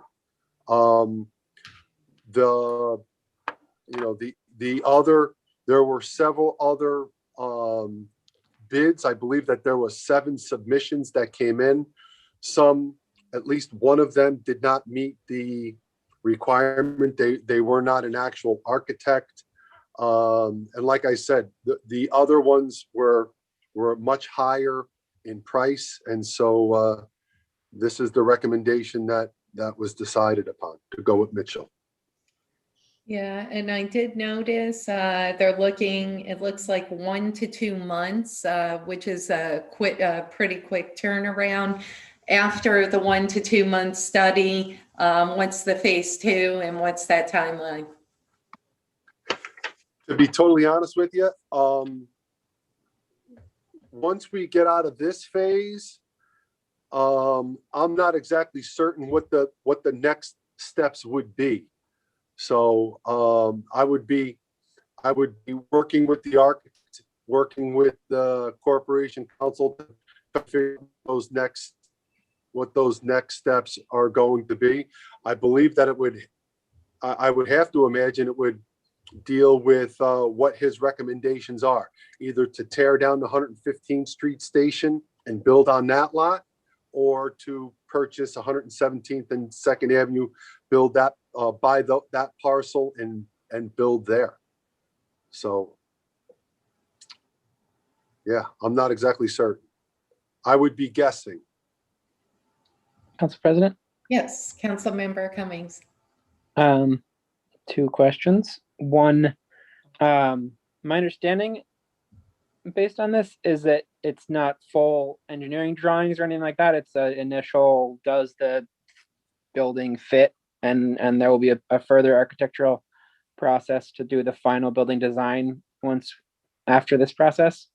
And this is sort of about A, deciding which spot, and B, making sure it'll work there. Is that correct? Or does this get us all the way to being ready to build? No, this is that your first statement is correct. This is going to be a basic floor plan. This is how many bunk rooms we're going to need. This is how much floor we're going to need for the apparatus. This is the equipment that we're going to need to bring it up to, common standards for this type of thing. Now, like a building permits are going to be something a different animal altogether.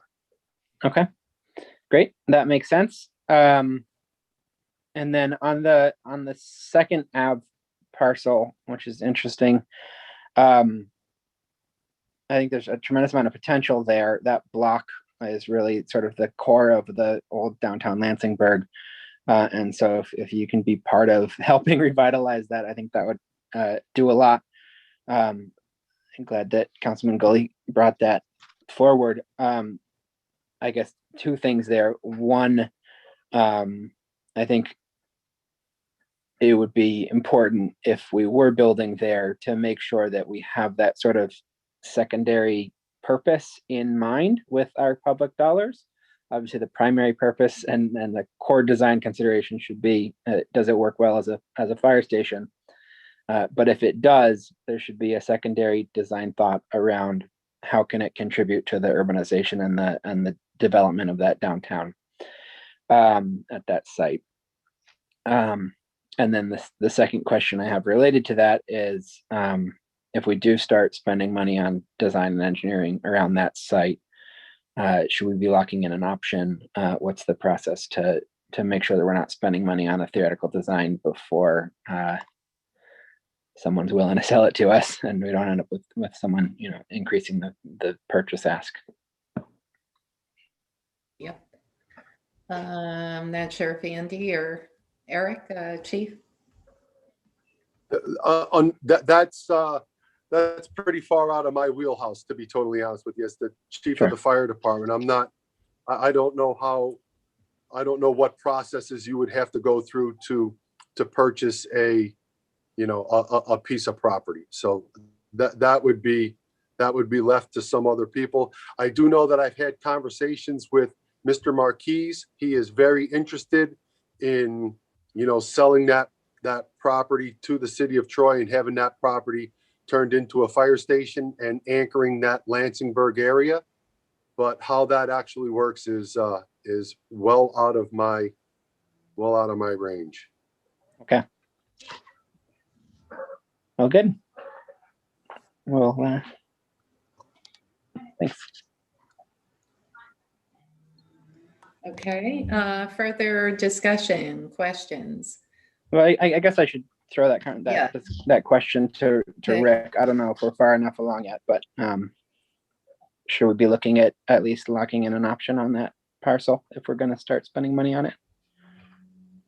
Well, we're spending at this point, we're only spending money on a feasibility study. We already know we can fit a firehouse on at 115th Street. So, but whether we can fit one that we want is another question. I don't really. I was just told that there was a party who was interested in. He was very civic minded, and that he wanted to his parcel to be used for this purpose. Whether we can come to an agreement or not, whether that's the best parcel or not, I don't know. Okay. I have not been asked to pursue an option on it, and I have not done so. Okay, I'll talk to Councilman Gully about it. If it's a good faith transaction, that makes sense. But I just want to make sure we're really not spending much money on that parcel to speak of. Okay. I mean, this is a feasibility study. It's looking at both parcels. Really, as I understand it, the purpose is just to determine which one would be best, and Understood. come up with a rough plan that would satisfy the fire department's needs. Okay. Well, that's great. The real councilperson, the real money will be spent on the building plan once we finally Right. decide where to put it. And at that point, we'll obviously have to secure the property. Okay. That makes sense. Thank you. And Chief, I assume you're starting to think about what it would take to run operations during deconstruct, if we did deconstruct the current facility. Yeah, there's ways to do that. It involves temporary housing, temporary facilities. While the building is demolished, it would it would certainly add a level of complexity to it that, the architect states that he has done it before, so. Okay. Great, thank you. I did notice, Andy, you might be able to answer this, that the lump sum that is their offer, 15 grand, it was dated December 9th. It says that the price is good for 90 days. I'm trying to think, let's see, are we within that 90 days? Actually, I think we're over that 90 days. So I can speak generally to that. Historically, when I've seen notes like that within there, the vendor's always been flexible about that because they're aware of the process that local governments have to go through for approval. So generally speaking, I've never seen an issue with that to move forward. okay. Okay. Council President. Yes, Councilmember Gully. I think the real missing piece here is communication. And Andy, I don't think it would hurt just to contact them and let them know that, this is where we're going, and we know we're a little over the 90 days, and get how they feel, so we know that in 2 weeks when we get to the meeting. And I think if anybody, knew the Marquis family, they're a very honorable family, and I think that the chief might have had that conversation with them. But if not, maybe the chief should communicate with the family and just let them know where we're at and say, do you need a deposit? Do we need to lock in this property, or can we just, key on it? And then we'll know those answers, and then we can move from there. But I don't think that, I think they would love to see that corner become the next firehouse in Lansingburg. So I think we'd have no problem with them saying that they're all in on this, but you'd have to contact them to make sure. I have had a couple conversations with Mr. Marquis, and let him know that the process is ongoing. He is, he seemed to be very understandable that that it is it's a municipal system that has lots of hurdles and a little bit of bureaucracy to get through. And so far he has seemed to be understanding. And now that the process is moving forward where a firm is actually being selected, that will be conveyed to him as well tomorrow, just to keep him in the loop. And Council President, I'd like to add that both the chief and I have spoken with Mr. Mitchell personally. He wants to do this job. He has a personal motivation to do so. He went to school at RPI. He's one of the co-founders of TAP, and he wants this to be a little bit of a legacy, I think, with respect to his association with Troy. So but I spoke with him just last week. The 90 days didn't even come up. He has a lot of experience. He's built over 150 firehouses. So he knows that what it takes to deal with a municipality. Yeah, I was looking at that in the resume, Rick, and he did Ithaca, Poughkeepsie, the town, a number of New York State. Obviously did a lot of work in Connecticut and other places, but quite a few municipalities in New York State. So no, very impressive resume. I'm super psyched that this is moving forward. And, this was good input in terms of that second phase. So very, very welcome proposal. I'm really psyched. So further discussion or questions? Okay, all in favor? Aye. Aye. Opposed? All right, resolution. Come on, baby. Resolution 26 carries 7-0. Okay, before we close, housekeeping, I just wanted to add, Councilmember Steele has an upcoming District 3 neighborhood meeting. That is Wednesday, I believe, or Tuesday? Monday, the 22nd. Okay, Monday. 6:30 via Zoom. And if any residents are interested, please email me and I'll send them the link. And we'll see how this goes. It's going to be an experiment. We met a year ago in person, or a little over a year ago, and our second meeting was scheduled and the pandemic broke out. So we'll try it by Zoom and see where we go. Also, just for those of you as well, there will be a law committee meeting coming up the end of the month. And I believe Mara will be getting that information out shortly. So Sounds good. Okay. The notice will go out next week on Wednesday or Thursday. okay, thanks, Maura. Council President, Yes, Councilmember Ash McPherson.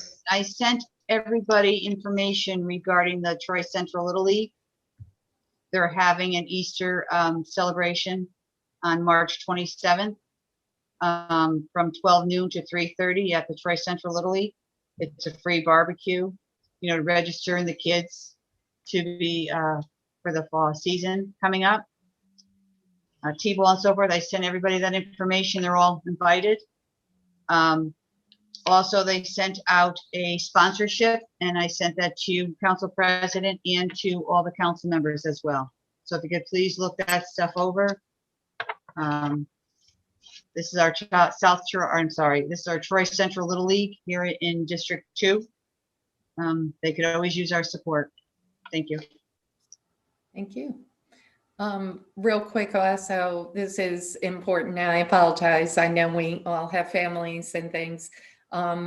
There was some confusion. I received some, actually like 3 or 4 requests.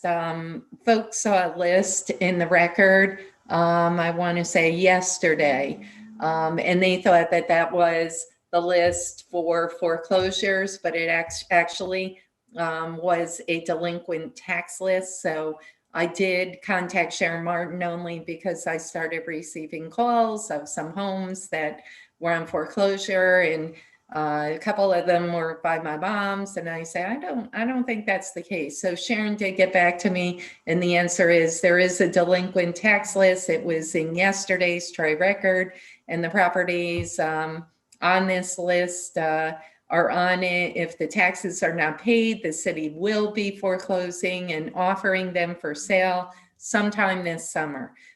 Due to COVID and the delayed signing by the judge, we're preparing to sell last year's foreclosures and working toward this year's foreclosure list simultaneously. And it does get a bit confusing. So just for folks' knowledge out there. Okay. All right. Unless anyone else has any housekeeping, I'll take a motion to adjourn. Make a motion to adjourn. Motion, Councilmember Zaluski. Do I have a second? Second. Second, Councilmember Councilmember Ash McPherson. Discussion. All in favor? Aye. Aye. Opposed? All right, 7-0. Have a good night, everyone. See y'all soon. Good night. Good night.